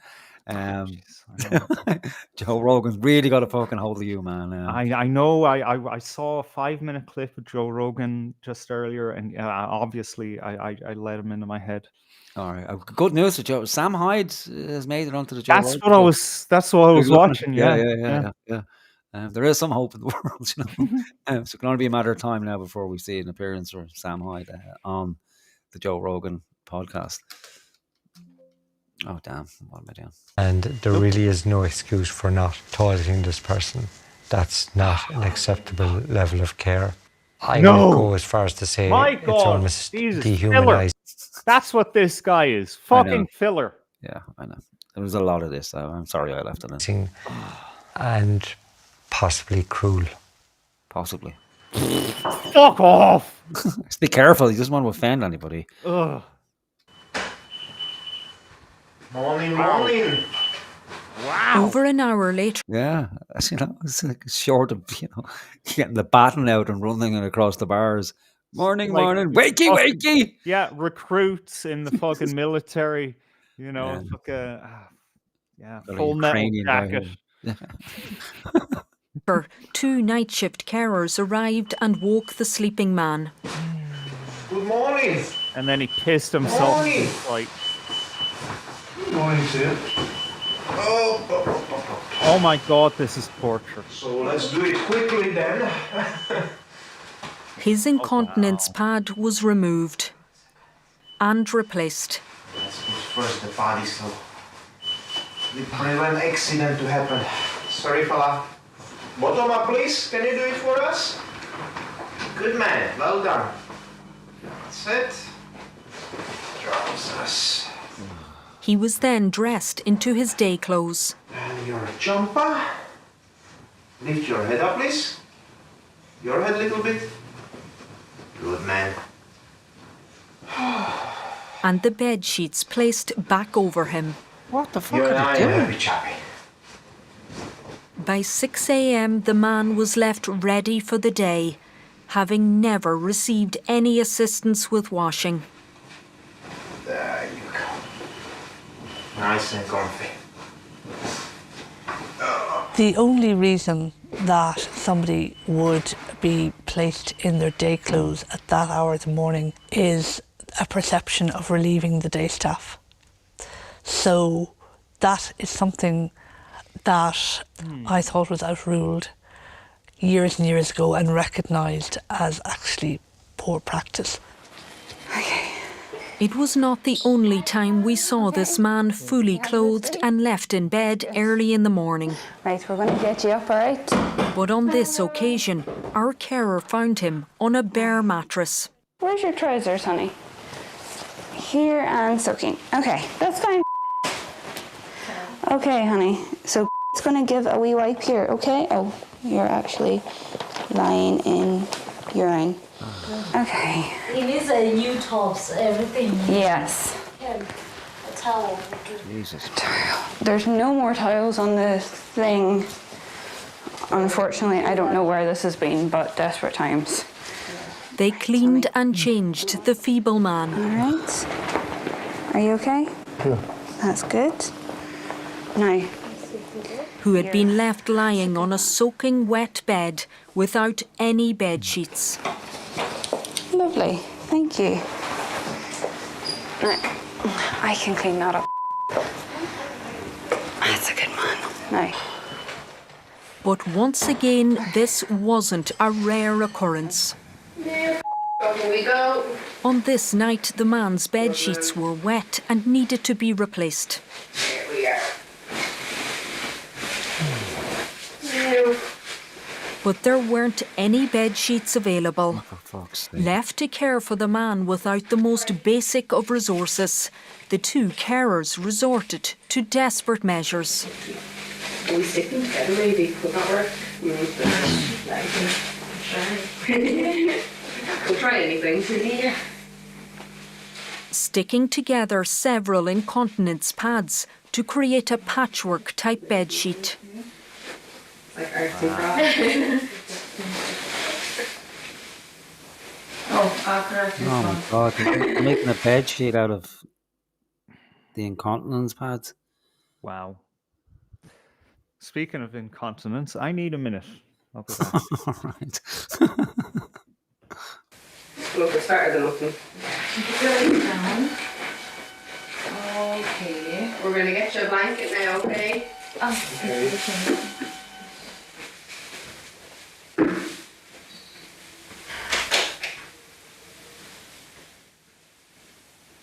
The whole episode of care in relation to this man is really quite distressing.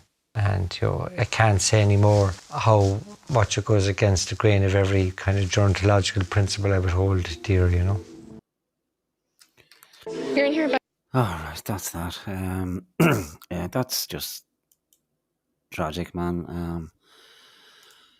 I don't know what else to say beyond that. Yeah, unfortunately, it's what awaits a lot of us.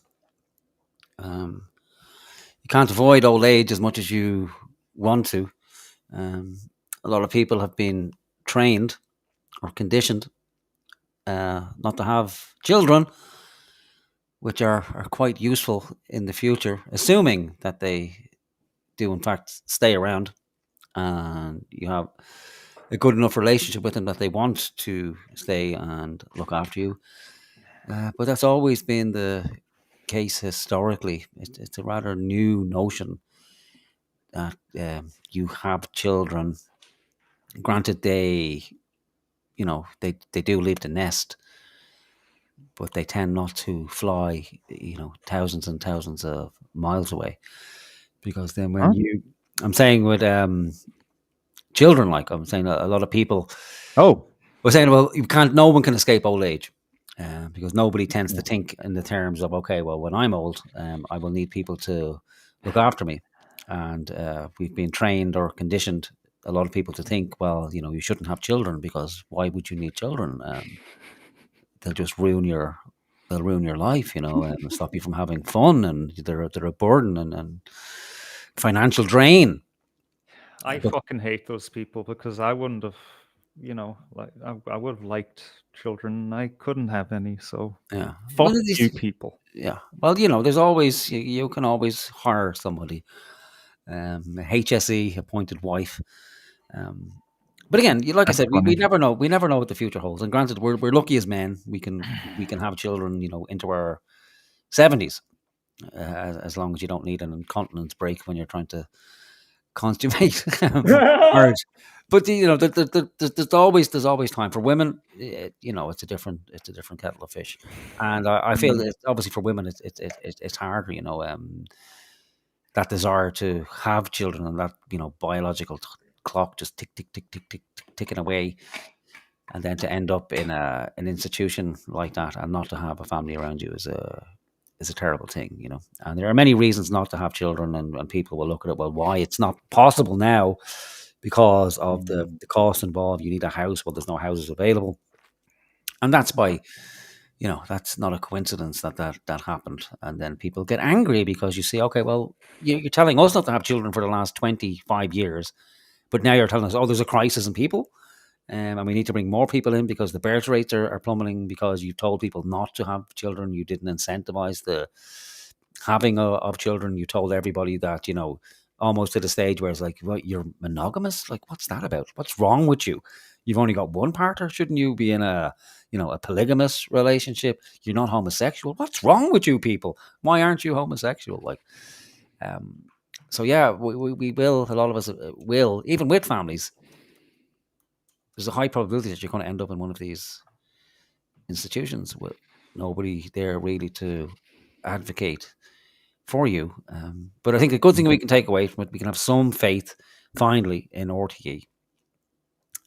And that's what a state broadcaster should be doing, in investigating what actually needs to be investigated and what's real and important, not fluff pieces about fucking sex for rent that 3 people are involved in the nation. Investigate the likes of this, real issues, real stories, and investigate government corruption. Stop worrying about the far right, just some concerned fucking citizens who decided to pick up a camera.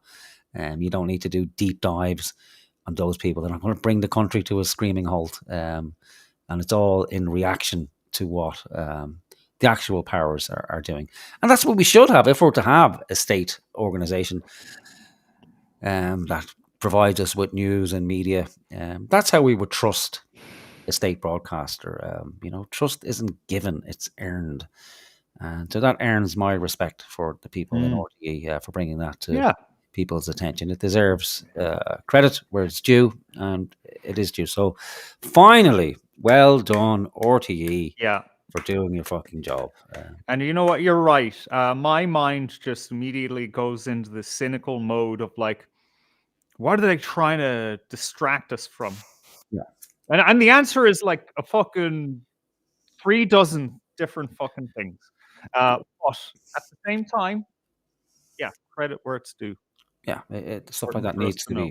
needs to be said. Unfortunately, I have to go because I have to be up early in the morning to drag my arse down to Cork. So it's a short show tonight. We probably could have stayed on for another 5, 6, maybe 7 hours because there's lots of stuff to get through that we haven't even touched on really. So do come back next Friday, roughly the same time. I'm sure lots more nonsense will happen in the interim. And I make a promise: if I see an old person, I'm going to fucking talk to them, ask them how they're doing, and really, I should volunteer some of my time to, at least go and same. Talk to some old people and ask them, listen, what's going on in this particular institution. But you need to get guard about it and all that kind of stuff. But I will do it. I should do it, and I think we all should put our money where our mouth is. Yeah. It's we can only get so far by kicking out the immigrants and all that, right? Yeah. So we need to actually be serious as a country. And in a minor sense of being serious as a country, I am proud of us. We almost doubled SND Media's subscriber count tonight. Well done, everybody. And everybody is doing their fucking their part. Everybody does what they can, but we can always do more, and it's okay to fuck up along the way. It's the great thing about being human. Everybody fucks up, and we're not short in pointing it out. So that's what the comments are for. All right, I got to run. Right, good night, folks. Howard, I'll talk to you tomorrow, but I just got to sign off and dash because you go right ahead. You do what you got to do. I'm going to leave as well because that just mortally fucking depressed me. So I'm going to just drink away those memories. So. All right. Good night. And folks, if you want to hang out with similar-minded folks after the fact, because when I shut down the stream, it's gone. The chat's gone. So if you want to continue to chat with your new friends here, you can hop over to this link. This is our Discord server. It's not a great service, but it's functionally it does the job for us. So see you over there if you're coming over. Oh no, did I invite you to the wrong? I don't know how that works, but anyway, check out the link. Good